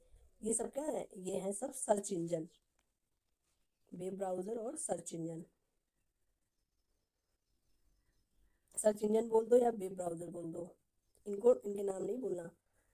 अगर आपसे पूछ दिया जाए एग्जाम में कि सफारी क्या है? सर्च इंजन है, ऑपरेटिंग सिस्टम है, या फिर सर्च इंजन है, ऑपरेटिंग सिस्टम है, या फिर इनपुट डिवाइस है, आउटपुट डिवाइस है, कुछ भी पूछ दिया तो सफारी क्या है? एक सर्च इंजन, वेब ब्राउजर है। तो गूगल क्रोम के निर्माता है गूगल। मोजिला फायरफॉक्स के हैं मोजिला फाउंडेशन। माइक्रोसॉफ्ट एज के हैं माइक्रोसॉफ्ट। सफारी जो सर्च इंजन है वो है एप्पल का। ओपेरा सर्च इंजन है ओपेरा सॉफ्टवेयर का। गूगल जो है सर्च इंजन वो अल्फाबेट इन कंपनी है। जो पेरेंट कंपनी जो है गूगल की वो अल्फाबेट ही है, parent company. Bing search engine Microsoft का है। याहू जो है वो yahoo.in का है। अब इन वेब ब्राउजर से क्वेश्चन जो बने हैं पीवाईक्यू में एग्जाम के पॉइंट ऑफ व्यू से, वो देख लेते हैं। WWE का आविष्कार किसने किया? टिम बर्नर ली ने, सबको पता है, 1989 में। और 1969 में क्या हुआ था? 1969 में इंटरनेट बना था, अर्पानेट की खोज हुई थी, अर्पानेट से बना था। भारत में इंटरनेट कब आया? 15 अगस्त 1995 में। कब आया? 15 अगस्त 1995 में। Google.com में डॉट कॉम क्या है? Top level domain. Dot com commercial use होगा, टॉप लेवल डोमेन है ये डॉट कॉम, ठीक है।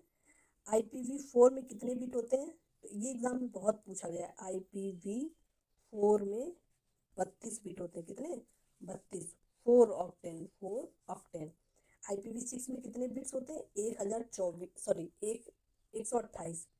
6 में कितने? 128, और IPv4 में 32। अगला पॉइंट है आपका साइबर सुरक्षा, साइबर सिक्योरिटी। ये बहुत इंपॉर्टेंट है, साइबर सिक्योरिटी। कंप्यूटर वायरस एक हानिकारक प्रोग्राम है जो खुद को दोहराकर दूसरे प्रोग्राम को नुकसान पहुंचाता है। ये क्या करता है? जैसे कोई प्रोग्राम है, आपका सिस्टम अच्छा खासा चल रहा है, सब कुछ बढ़िया चल रहा है, फिर क्या वो हैंग करने लगा, कुछ गड़बड़ करने लगा, तो वो वर्क नहीं कर रहा, तो उसमें क्या होता है? कोई वायरस घुस गया है। तो वायरस एक हानिकारक प्रोग्राम है जो खुद को दोहराकर दूसरे प्रोग्राम को क्या करता है? नुकसान पहुंचाता है। Virus self replicating program. Virus क्या करता है? दूसरे उस खुद को रेप्लिकेट कर लेता है, ऐसे करके एंटर किया, और जैसे सामने वाला बिल्कुल वैसे ही दिखेगा, जैसा कि कोई सॉफ्टवेयर, जैसे कोई प्रोग्राम होगा उसी की तरह अपने आप को क्या करेगा? रेप्लिकेट कर लेगा। उदाहरण के लिए जो कुछ वायरस के नाम है, जैसे आई लव यू, मेलिशा, ये वायरस हैं, वायरस के नाम है।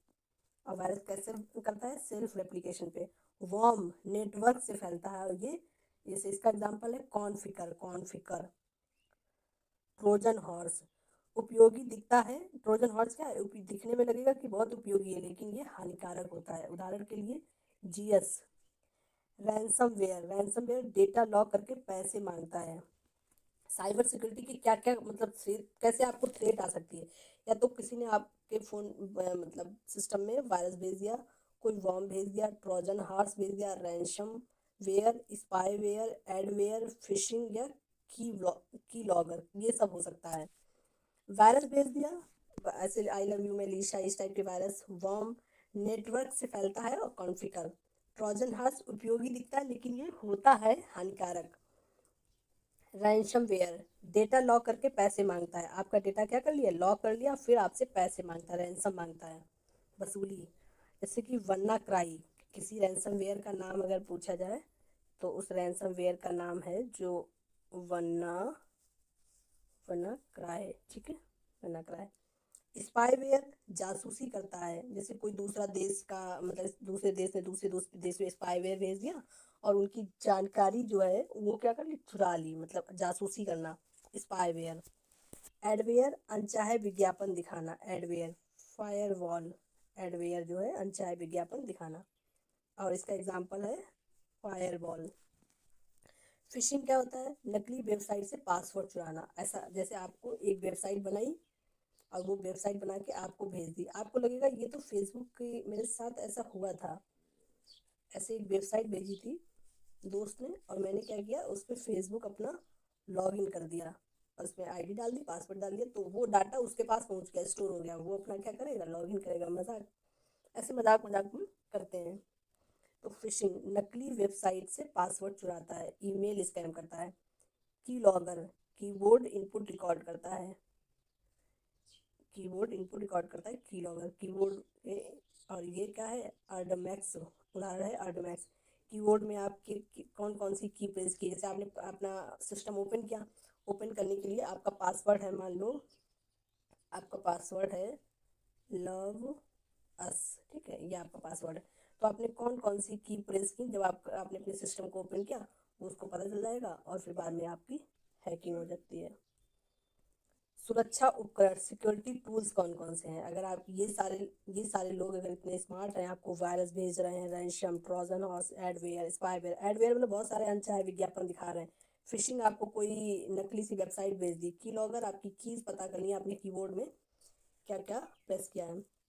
अब उसके लिए सिक्योरिटी क्या कर सकते हैं कि आपको ये वायरस जो है, मालवेयर है, रैंसमवेयर है, ट्रोजन हॉर्स है, ये सब आपको क्या करें, परेशान ना करें, आपकी सिक्योरिटी को सुनिश्चित करें। तो उस सिक्योरिटी को सुनिश्चित करने के लिए क्या क्या यूज़ करते हैं, फायर वॉल यूज़ करते हैं। उसके लिए फायर वॉल यूज़ करते हैं, अनाधिकृत नेटवर्क एक्सेस को रोकता है कि इस पे भी जा रहे हैं, नेटवर्क को एक्सेस कर रहे हैं, उस पे भी एक्सेस कर रहे हैं, तो ये अनाधिकृत नेटवर्क एक्सेस को क्या करेगा, रोकेगा। फायर एक दीवार बना दी कि इससे आपको बाहर नहीं जाना है। एंटीवायरस वायरस को खोजता है और हटाता है, अगर आप वायरस बना सकते हो तो कोई एंटीवायरस भी तो बनाएगा। तो एंटीवायरस क्या है, वायरस को खोजेगा और उसको हटा देगा। इनक्रिप्शन डेटा को कूट भाषा में बदलना, डेटा है इनक्रिप्टेड मैसेज, कभी कभी आता है ना इनक्रिप्टेड मैसेज, डेटा को क्या करते हैं, कूट भाषा में बदल दे, फिर उसको कोई और नहीं पढ़ सकता है, उसको आप ही पढ़ेंगे क्योंकि वो क्या है, आपके लिए ही इनक्रिप्टेड हो गया है। इसके बाद है एस एस एल और T S L, hyper text transfer protocol, security में सुरक्षा संरक्षित संचार होता है, ठीक है। वीपीएन सुरक्षित प्राइवेट नेटवर्क टनल है, वीपीएन का यूज करोगे तो सिर्फ आपको पता चलेगा, कोई भी हैक नहीं कर पाएगा। आप टू फैक्टर ऑथेंटिकेशन दोहरी सुरक्षा, ये तो अक्सर ही होता है, आप यूट्यूब है, आपका व्हाट्सअप है, या जो भी चीज़ है उससे बोलते हैं टू फैक्टर ऑथेंटिकेशन, तो इसीलिए बोलते हैं अपने नंबर से, अपनी ईमेल से इसको क्या करो, सुरक्षित करो। टू कि आपको अगर एक इंफॉर्मेशन को किसी ने ब्रेक कर भी दिया, एक सिक्योरिटी को तोड़ भी दिया, तो भी एक उसको दूसरी सिक्योरिटी है उसको भी ब्रेक करना पड़ेगा, तो टू फैक्टर ऑथेंटिकेशन लगता है। बैकअप डेटा की प्रतिलिपि, आपने मान लो कोई भी डेटा है, उसको कोई चुरा ले तो आप उसकी हमेशा एक कॉपी बना के रखो। इम्पॉर्टेंट इम्पॉर्टेंट क्या है, वरना क्राई रैंसमवेयर अटैक कब हुआ था, तो वरना क्राई रैंसमवेयर जब आपको डाटा को क्या कर सकते हैं, लॉक कर देते हैं और फिर उससे पैसे मांगते हैं। तो वरना क्राई रैंसमवेयर अटैक हुआ था मई 2017 में, 150 से अधिक देश इसमें प्रभावित हुए थे। मई 2017 में 150 से देश। पहला कंप्यूटर वायरस कौन सा है, क्रीपर, पहला कंप्यूटर वायरस है क्रीपर, क्रीपर, ठीक है। आईटी एक्ट 2000 में भारत में साइबर अपराध का मुख्य कानून है। अगर साइबर कोई फ्रॉड हो जाता है आपका, तो उस पे कौन सा कानून वर्क करेगा? IT act 2000। IT act Bharat सरकार का मुख्य कानून है। आईटी एक्ट 2008 अमेंडमेंट, धारा 66 है, 67 और 69। ये एक अमेंडमेंट आया था 2008 में, उसमें धारा 66 है, 67 और 69 जोड़ा गया था। CERT.in computer, CERT in computer emergency response team India. Computer emergency response team India, CERT.in। इनका मतलब इंडिया ही होता है। .in .ये अगर कैसे करते कोई वेबसाइट है .in। Cyberdome, Kerala police का cyber security project. Kerala police का साइबर सिक्योरिटी प्रोजेक्ट है, उसका नाम क्या है? साइबर डोम। साइबर डोम याद रखना, साइबर डोम, ठीक है। PYQ, अभी सिक्योरिटी वाला चैप्टर है, इससे PYQ क्या क्या है। WannaCry मालवेयर है। कैसा है ये? रैंसमवेयर है। इसने क्या किया था? पैसे मांगने वाला। HTTPS में S क्या है? S मतलब है secure, hyper text transfer protocol secure. Firewall क्या है? अनऑथराइज नेटवर्क एक्सेस को रोकता है, और जो ऑथराइज्ड है वही वहां पे पहुंच सकता है, जो ऑथराइज नहीं है उसको क्या करेगा? रोकेगा, एक वॉल की तरह वर्क करेगा। पहला पीसी वायरस कौन सा है? तो पहला पीसी वायरस है ब्रेन, BRAIN, ब्रेन। कब आया था ये? 1986 में पहला पीसी वायरस है ब्रेन। आगे बढ़ते हैं। आगे आपका 7th टॉपिक है AI, artificial intelligence, cloud computing और आधुनिक तकनीकी। इसको, ये क्या है इसको समझते हैं। तो AI से हम लोग तो इस टाइम डेली रूबरू हो रहे हैं। AI एक ऐसी तकनीक है जिसके द्वारा कंप्यूटर को इंसान जैसी सोचने की क्षमता दी जाती है। वो क्या कर सकता है? इंसानों की तरह सोच सकता है। मशीन लर्निंग, AI की शाखाएं क्या है? AI की शाखा है machine learning, deep learning, NLP, natural language processing, computer vision और रोबोटिक। ये सब AI की शाखाएं हैं। कुछ लोग रोबोटिक्स की पढ़ाई करते हैं, वो भी AI में आता है। कंप्यूटर विजन पे वर्क करते हैं, वो भी AI का है। डीप लर्निंग करते हैं, वो भी AI है। मशीन लर्निंग, विवरण और उदाहरण। मशीन लर्निंग क्या होता है? डेटा से सीखना, रिकमेंडेशन सिस्टम पे वर्क करता है, ठीक है। डीप लर्निंग में क्या होता है? न्यूरल नेटवर्क पर आधारित होता है। इमेज रिकॉग्निशन, क्या करता है? इमेज को रिकॉग्नाइज करना। NLP क्या होता है? भाषा को समझना। NLP में क्या है? भाषा को समझना। अभी जो हम लोग वर्क करते हैं, ChatGPT है, एलेक्सा है, और जो भी इस ChatGPT है, जेमिनाई है, ये सब क्या है? भाषा को समझते हैं। हम लोग जैसा प्रॉम्प्ट लिख के देते हैं, प्रॉम्प्ट प्रॉम्प्ट लिख के देते हैं, भाषा में है, जैसे high quality image, ultra premium, ये वो ऐसे करके लिखते हैं। तो ये सब क्या है? ये NLP पे वर्क करता है। ChatGPT नेचुरल लैंग्वेज प्रोसेसिंग, भाषा को समझता है। कंप्यूटर विजन, चित्र और वीडियो समझना, ये फेस रिकॉग्निशन पे वर्क करता है। रोबोटिक क्या है? स्वचालित मशीन है, इंडस्ट्रियल रोबोट्स बनाते हैं। एग्जाम के पॉइंट ऑफ व्यू से देखते हैं। ChatGPT ओपन AI द्वारा निर्मित है, AI चैटबॉट 2022। जेमिनाई गूगल का AI है, ये जेमिनाई जो है गूगल का। कॉपीलॉट माइक्रोसॉफ्ट का AI है। कॉपीलॉट, कैपीलॉट, कॉपीलॉट, कॉपीलॉट ये किसका है? माइक्रोसॉफ्ट का है।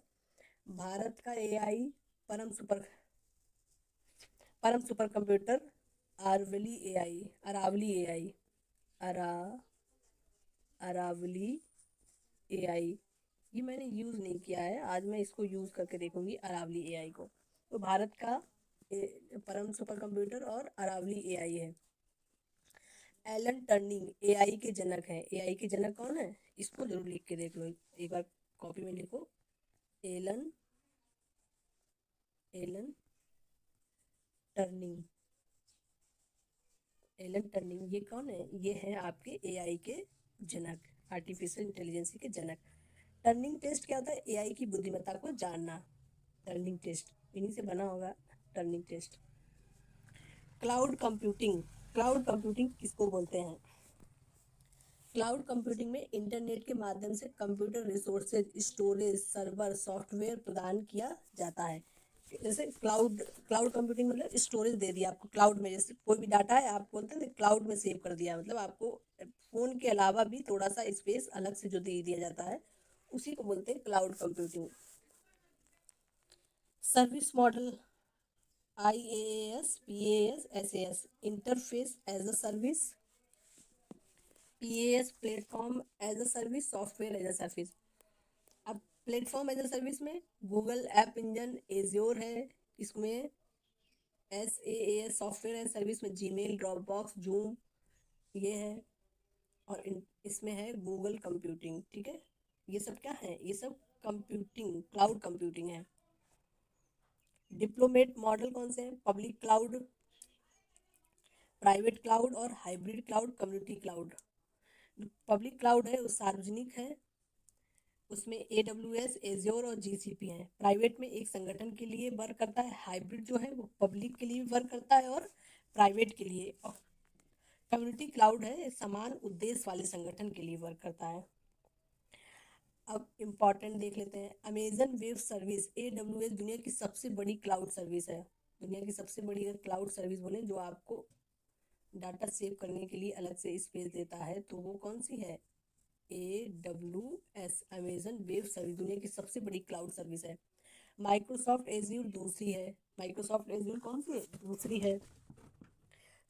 गूगल क्लाउड प्लेटफॉर्म तीसरी है। भारत का मेघराज सरकारी क्लाउड NIS है। अगर भारत का क्लाउड कंप्यूटिंग में पूछा जाए तो भारत का कौन सा है? मेघराज। और AI में कौन सा था? अरावली AI, अरावली AI, और इसमें है मेघराज, मेघराज, मेघराज भारत का है। अनआधुनिक तकनीकें कौन सी हैं? बोला था अनआधुनिक तकनीकें, IoT मतलब इंटरनेट ऑफ थिंग्स, सभी वस्तुओं को इंटरनेट से जोड़ना। बिग डेटा, विशाल मात्रा में डेटा का विश्लेषण करना। ब्लॉकचेन, अभी ये बहुत ज़्यादा चर्चा में आ रहा है, ब्लॉकचेन। विकेंद्रित सुरक्षित लेजर, बिटकॉइन है, क्रिप्टो करेंसी है, ब्लॉकचेन क्रिप्टो करेंसी, क्रिप्टो में पैसा लगाओ। ये सब अभी जो माइनिंग करते हैं ना बिटकॉइन की, अभी अलग अलग बहुत सारे बिटकॉइन हैं। AR, ऑगमेंटेड रियलिटी, वास्तविक दुनिया में डिजिटल तत्व जोड़ना। AR, VR, वर्चुअल रियलिटी, पूरी तरह काल्पनिक 3D दुनिया, दुनिया को क्या कर दे? काल्पनिक और 3D। 5G technology, fifth generation mobile network अत्यंत तेज होगा। 5G technology. Quantum computing, quantum bits पर आधारित कंप्यूटिंग। ये सब आधुनिक टेक्नोलॉजी कौन कौन सी? Internet of things, big data, blockchain, AR, VR, 5G technology, quantum computing. अब PYQ देख लें। ब्लॉकचेन किस पर आधारित है? बिटकॉइन किस पर आधारित है? बिटकॉइन ब्लॉकचेन टेक्नोलॉजी पर आधारित है। IoT का फुल फॉर्म क्या है? Internet of things. ChatGPT किसने बनाई? OpenAI ने बनाई है। 5G की मैक्सिमम स्पीड कितनी है? 20 Gbps, 20 GB/s, 20 GB/s। इसकी 5G की मैक्सिमम स्पीड है 20 GB/s। अब है कंप्यूटर संक्षिप्तकार, कंप्यूटर एब्रिविएशन, इसको जल्दी जल्दी देख लेते हैं। कितने हैं? परीक्षा के अत्यंत महत्वपूर्ण, नीचे 100 महत्वपूर्ण संक्षिप्त ये दिए गए हैं। ठीक है, AI का फुल फॉर्म है आर्टिफिशियल इंटेलिजेंसी, ALU का फुल फॉर्म है अर्थमेटिकल लॉजिकल यूनिट, APS का फुल फॉर्म है एप्लीकेशन प्रोग्रामिंग इंटरफेस, ASCCI का फुल फॉर्म है American standard code for information interchange, ATM का फुल फॉर्म है ऑटोमेटेड टेलर मशीन, BIOS का फुल फॉर्म है basic input output system, bit का full form है बाइनरी डिजिट, बिट का full form क्या है? Binary digit. BMPS का फुल फॉर्म है बिट मैप, BPS का है बिट्स पर सेकेंड, CAD का फुल फॉर्म है कंप्यूटर एडेड डिज़ाइन, CD का फुल फॉर्म है कंप्यूटर डिस्क, CDMA का फुल फॉर्म है code division multiple access, CLI का है कॉमन लाइन इंटरफेस, CPU का है सेंट्रल प्रोसेसिंग यूनिट।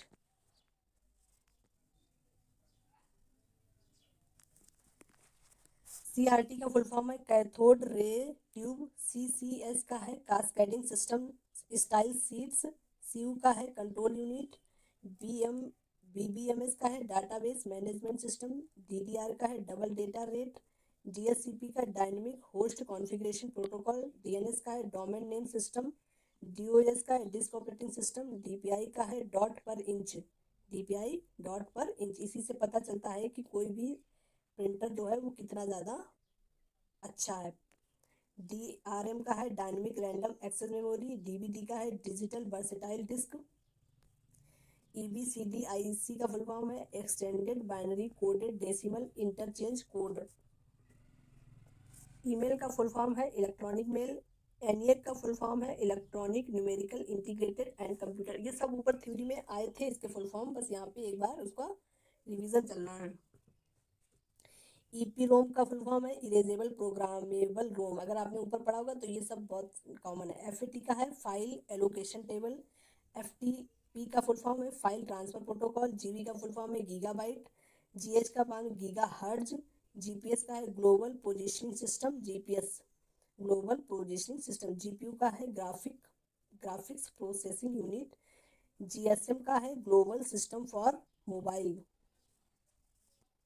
GUI का है ग्राफिकल यूजर इंटरफेस, HDD का है हार्ड डिस्क ड्राइव, HDMI का है high definition multimedia interface, HTML का है hyper text markup language, HTTP का है hyper text transfer protocol, HTTPS का hyper text transfer protocol secure, S stand for secure. IBM का है इंटरनेशनल बिजनेस मशीन, IC का है इंटीग्रेटेड सर्किट, ICMP ICMP का है internet control message protocol, IDE का है integrated development environment, internet message protocol, IP का है इंटरनेट प्रोटोकॉल। ये सब ऊपर आप पढ़ा चुके हैं। Internet relay chat, IRC internet relay chat, MB megabyte, LED light emitting diode, LCD liquid crystal display, LAN local area network के किलोबाइट। ये सारा कुछ मैं धीरे धीरे मूव कर रही हूँ, इसको पढ़ लेना एक एक करके।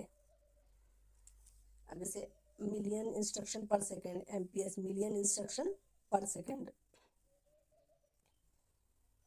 MICR का magnetic ink character recognition, NIC का है network interface card, OS operating system. PDF का फुल फॉर्म होता है पोर्टेबल डॉक्यूमेंट फॉर्मेट, और PDF अगर आपको चाहिए हो तो दिए गए नंबर पे मैसेज करें, आपको PDF दे दी जाएगी, या कमेंट करें।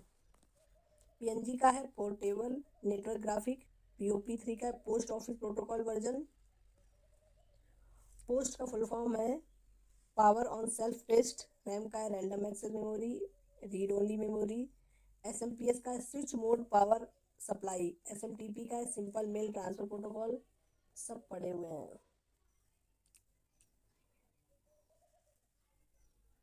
SRM का फुल फॉर्म है static random access memory. SSD का है सॉलिड स्टेट ड्राइव। WW का फुल फॉर्म है वर्ल्ड वाइड वेब। वाईफाई का है वायरलेस फिडेलिटी, अगर वाईफाई का फुल फॉर्म पूछा जाए वायरलेस फिडेलिटी। VGA का है वीडियोग्राफिक अरे। जिप का फुल फॉर्म है zone information protocol. Zip file होती है, जिप फाइल, तो उसका फुल फॉर्म होता है जोन इंफॉर्मेशन प्रोटोकॉल। अब एग्जाम के पॉइंट ऑफ व्यू से देखो, परम पैरेलल मशीन भारत का सुपर कंप्यूटर है, जिसने किसने बनाया, CDEC के द्वारा बनाया गया है Param. NASSCOM national association of software and service companies, NASSCOM का फुल फॉर्म है। NIXI national internet exchange of India, national internet exchange of India NIXI. SCRT.in computer emergency response team India, पढ़ा था अभी ऊपर। DigiLocker digital document storage, Bharat सरकार, digi locker. अब आते हैं MCQ, जो आपके CAPF, SCM, ASI, CRPF, Delhi police या किसी भी एग्जाम में जो भी कंप्यूटर के क्वेश्चन बनते हैं उन सभी एग्जाम के लिए ये क्लास आपके लिए बहुत इंपॉर्टेंट है। इजी, मीडियम और मॉडरेट टाइप के क्वेश्चन आएंगे। अब देखते हैं। नंबर 1, मूल कंप्यूटर बेसिक कंप्यूटर नॉलेज। पहला क्वेश्चन है कंप्यूटर शब्द किस भाषा से बना है, तो ये लैटिन भाषा का शब्द है। कंप्यूटर लैटिन भाषा का जिसका अर्थ है गणना करना। इसका ऑप्शन हो जाएगा क्या? इसका ऑप्शन हो जाएगा आपका बी। देवी और सज्जनों, इसका आंसर हो जाएगा आपका बी।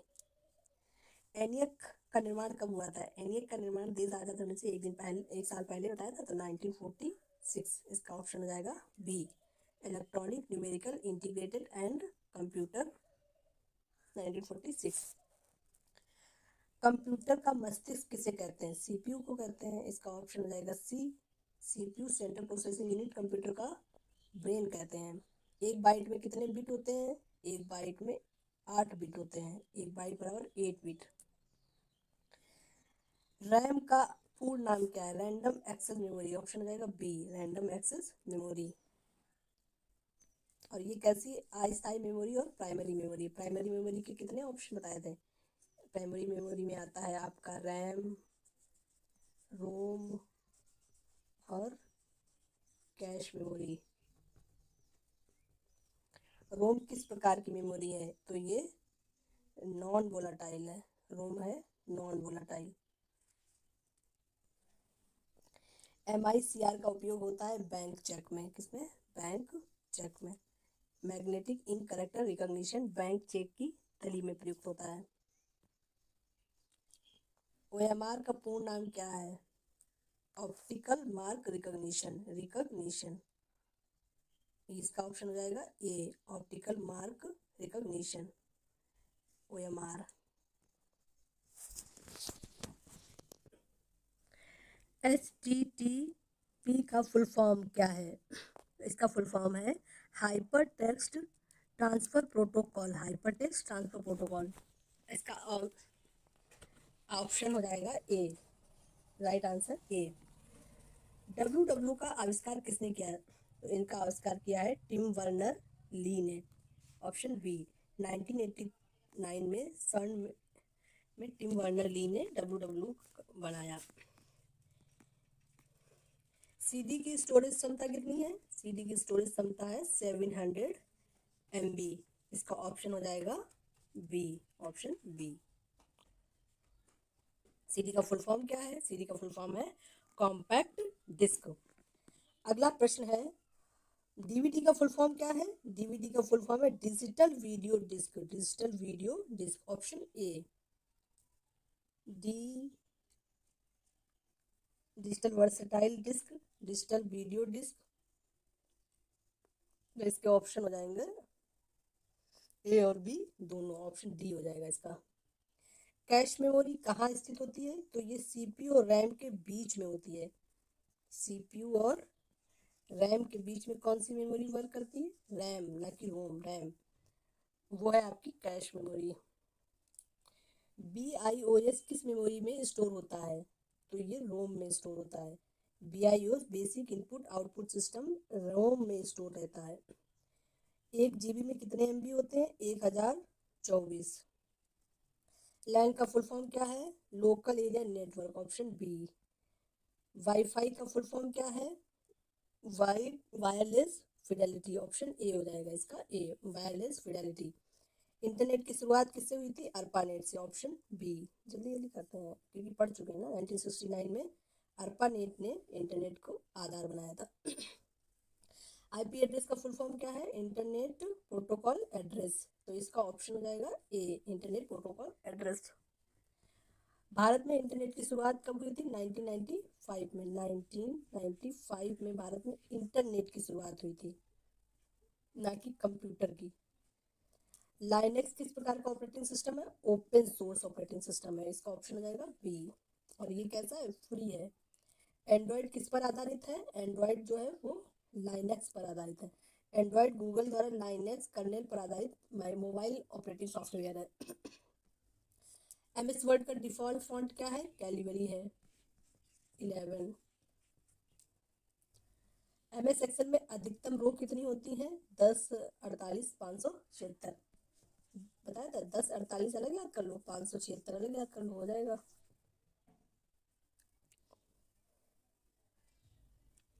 पावर पॉइंट फाइल का एक्सटेंशन क्या है? PPTX। ये हो जाएगा बी।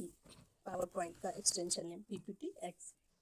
WannaCry क्या है? एक रैंसमवेयर है। 2017 में रैंसमवेयर अटैक किया था, 150 से अधिक देशों पर इसने अटैक किया था। और ये लोग क्या करते हैं? पैसे की डिमांड करते हैं। फायरवॉल क्या काम करता है? अनऑथराइज नेटवर्क एक्सेस को रोकता है। HTTPS में यस क्या है? Yes stand for secure, S stand for secure. Fishing क्या है?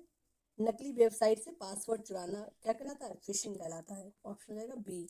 आईटी एक्ट कब आया था? आईटी एक्ट आया था 2000 में। कंप्यूटर की तृतीय पीढ़ी किस तकनीक का उपयोग करती थी? तो क्या था? नाम क्या था? वनीता? व,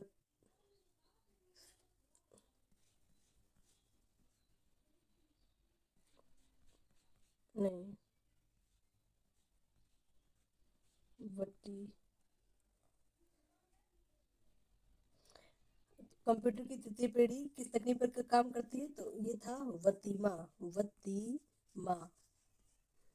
तो ये तीसरी पीढ़ी, एक दो तीन, तीसरी। ये हो जाएगा इंटीग्रेटेड सर्किट पे, सी। इंटीग्रेटेड सर्किट पे वटीमा। वतीमा। वतीमा। देखो, V vacuum tube, T transistor, I integrated circuit, M micro processor, A I. और ये जैसे ही वतीमा लिखा है वैसे ही नंबर लिख दो, वतीमा। वतीमा। First generation computer vacuum tube पे काम करता था। सेकंड जनरेशन कंप्यूटर जो है वो वर्क करता था किस पे? ये ये नहीं है, सॉरी। वतीमा ऐसे है, वतीमा। तो फर्स्ट जनरेशन का वैक्यूम ट्यूब पे, टी जो है ट्रांजिस्टर पे, थर्ड जनरेशन का इंटीग्रेटेड सर्किट पे, फोर्थ जनरेशन का माइक्रो प्रोसेसर पे, और फिफ्थ जनरेशन का एआई पे वर्क करता था। पहला माइक्रो प्रोसेसर किसने बनाया? तो पहला माइक्रो प्रोसेसर बनाया था इंटेल ने 1971 में। इसका ऑप्शन हो जाएगा B. Option B. Param supercomputer किस देश का है? भारत का है। परम सुपर कंप्यूटर भारत का है जो सी डैक द्वारा बनाया गया है। ऑप्शन हो जाएगा सी। 34 क्वेश्चन नंबर है, भारत का पहला सुपर कंप्यूटर कौन सा था? तो परम 8000। परम 8000 भारत का पहला सुपर कंप्यूटर है। परम। परम तो याद रहेगा, लेकिन इसके आगे याद करना है 8000। परम 8000 भारत का पहला सुपर कंप्यूटर है। वैक्यूम ट्यूब किस पीढ़ी में प्रयुक्त होता था? पहली पीढ़ी में। फतिमा। चैट जीपीटी किसने बनाया? तो ओपन एआई ने चैट जीपीटी बनाया है, 2022 में इसको लॉन्च किया था। ब्लॉकचेन टेक्नोलॉजी का उपयोग किसमें होता था? बिटकॉइन और क्रिप्टो करेंसी में ब्लॉकचेन टेक्नोलॉजी का उपयोग होता है। क्लाउड कंप्यूटिंग में एसएएस का मतलब क्या है? Software as a service. Software as a service. Option हो जाएगा बी। आईओटी का फुल फॉर्म क्या है? Internet of things. Internet of things. इसका ऑप्शन हो जाएगा ए। एआई के जनक कौन है? Alan Turing. और इसमें एआई टेस्ट के लिए कौन सा टेस्ट यूज होता है? Turning test. इसका ऑप्शन हो जाएगा क्या? बी। एलन टर्निंग एआई के जनक। यूएसबी का फुल फॉर्म क्या है? Universal serial bus. Universal serial bus. इसका ऑप्शन हो जाएगा A. Universal serial bus. GUI का फुल फॉर्म क्या है? Graphical user interface. Option A हो जाएगा। हार्ड डिस्क की स्पीड किसमें मापी जाती है? तो आर आरपीएम में। आरपीएम में मापते हैं, रिवॉल्यूशन पर मिनट।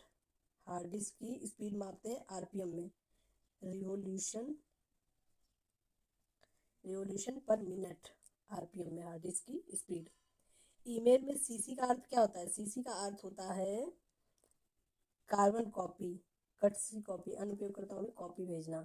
तो इसका ए और बी दोनों हो जाएगा। सीसी का फुल फॉर्म या तो कार्बन कॉपी या कटसी कॉपी।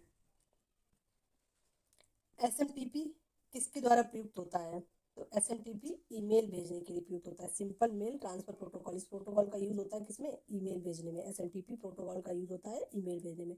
डीएनएस क्या है? Domain name IP address. इसका ऑप्शन हो जाएगा बी। ब्लू रेड डिस्क की क्षमता कितनी होती है? 25 GB। ब्लू रेड डिस्क की जो क्षमता होती है वो कितनी होती है? 25 GB। ओसीआर का पूर्ण नाम क्या है? ओसीआर का फुल फॉर्म है optical character recognition. Optical character recognition. A. Joystick किस प्रकार की डिवाइस है? इनपुट डिवाइस है। जॉयस्टिक गेम वगैरह खेलने में यूज करते हैं। जॉयस्टिक इनपुट डिवाइस है जो गेम खेलने में प्रयुक्त होती है। मॉनिटर किस प्रकार का आउटपुट है? मॉनिटर जो है वो कैसा है? सॉफ्ट कॉपी है और आउटपुट डिवाइस है। मॉडेम का अर्थ क्या है? एनालॉग और डिजिटल सिग्नल को क्या करता है? कन्वर्ट करता है। मॉडल्स मॉड्यूलेटर और डीमॉड्यूलेटर एनालॉग और डिजिटल सिग्नल को कन्वर्ट करता है। मॉडम दो प्रकार के होते हैं, मॉड्यूलेटर और डीमॉड्यूलेटर। वीडीयू का फुल फॉर्म क्या है? वीडीयू का full form visual display unit. Visual display unit, इसका आंसर हो जाएगा ए। वीडीयू का फुल फॉर्म है visual display unit.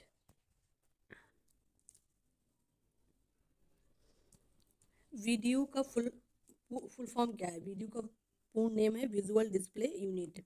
Visual display unit, VDU. Exam में अगर आ जाए इस टाइप से कि पूछ दिया जाए कि वीडियो का फुल फॉर्म क्या है और ये चार ऑप्शन दिए जाए तो आप एक ऑप्शन ठीक लगा ही लेंगे, विजुअल डिस्प्ले यूनिट। वीएलसी का उपयोग किस पीढ़ी में हुआ? तो इसका यूज हुआ है वीएलसी का फोर्थ में, very large scale integration. VLC का यूज कब हुआ है? फोर्थ पीढ़ी में हुआ है। चार्ल्स बेबेज को क्या कहते हैं? फादर ऑफ कंप्यूटर कहते हैं। Father of computer in different engine analytical engine. Binary system में कितने अंक होते हैं? दो होते हैं, 0 और 1। कंप्यूटर वायरस क्या है? कंप्यूटर वायरस एक सॉफ्टवेयर प्रोग्राम है। कंप्यूटर वायरस एक हानिकारक सॉफ्टवेयर प्रोग्राम है। एमएस एक्सेस किसके लिए प्रयुक्त होता है? एमएस एक्सेस डेटाबेस के लिए प्रयुक्त किया जाता है। MS Access database management software है। पीडीएफ का फुल फॉर्म क्या है? Portable document format. पीडीएफ, आपको अगर पीडीएफ चाहिए हो तो क्या करेंगे? कमेंट करिए। HTML का उपयोग किसके लिए किया जाता है? HTML का प्रयोग किया जाता है वेब पेज बनाने में। वेब पेज जो बनता है वो इसी से बनता है। इसका फुल फॉर्म होता है hyper text markup language. Data backup का अर्थ है डेटा की कॉपी बनाना। B, option B.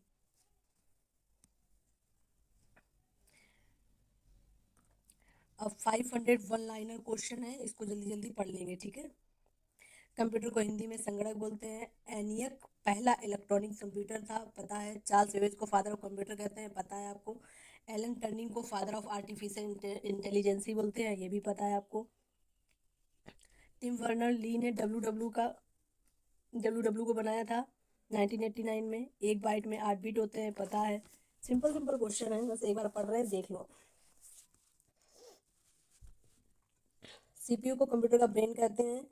RAM volatile memory है और रोम जो है वो नॉन वोलाटाइल है।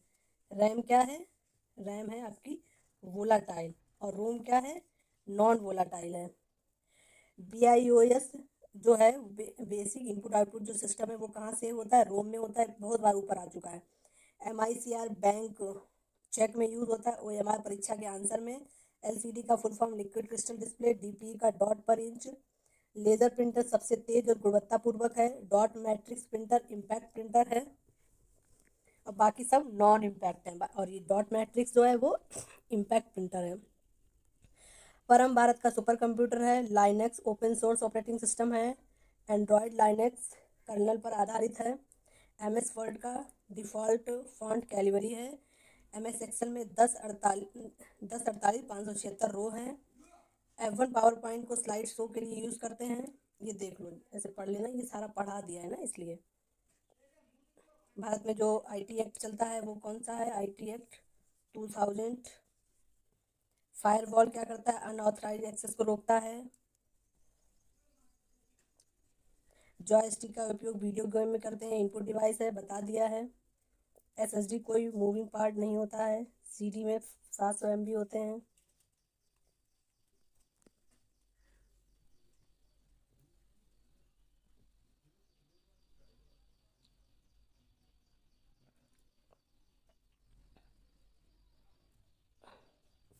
अगर आपने पूरा ऊपर वाला पढ़ा है ना तो इनको एक एक लाइन को इनको पढ़ने में कोई दिक्कत नहीं होगी।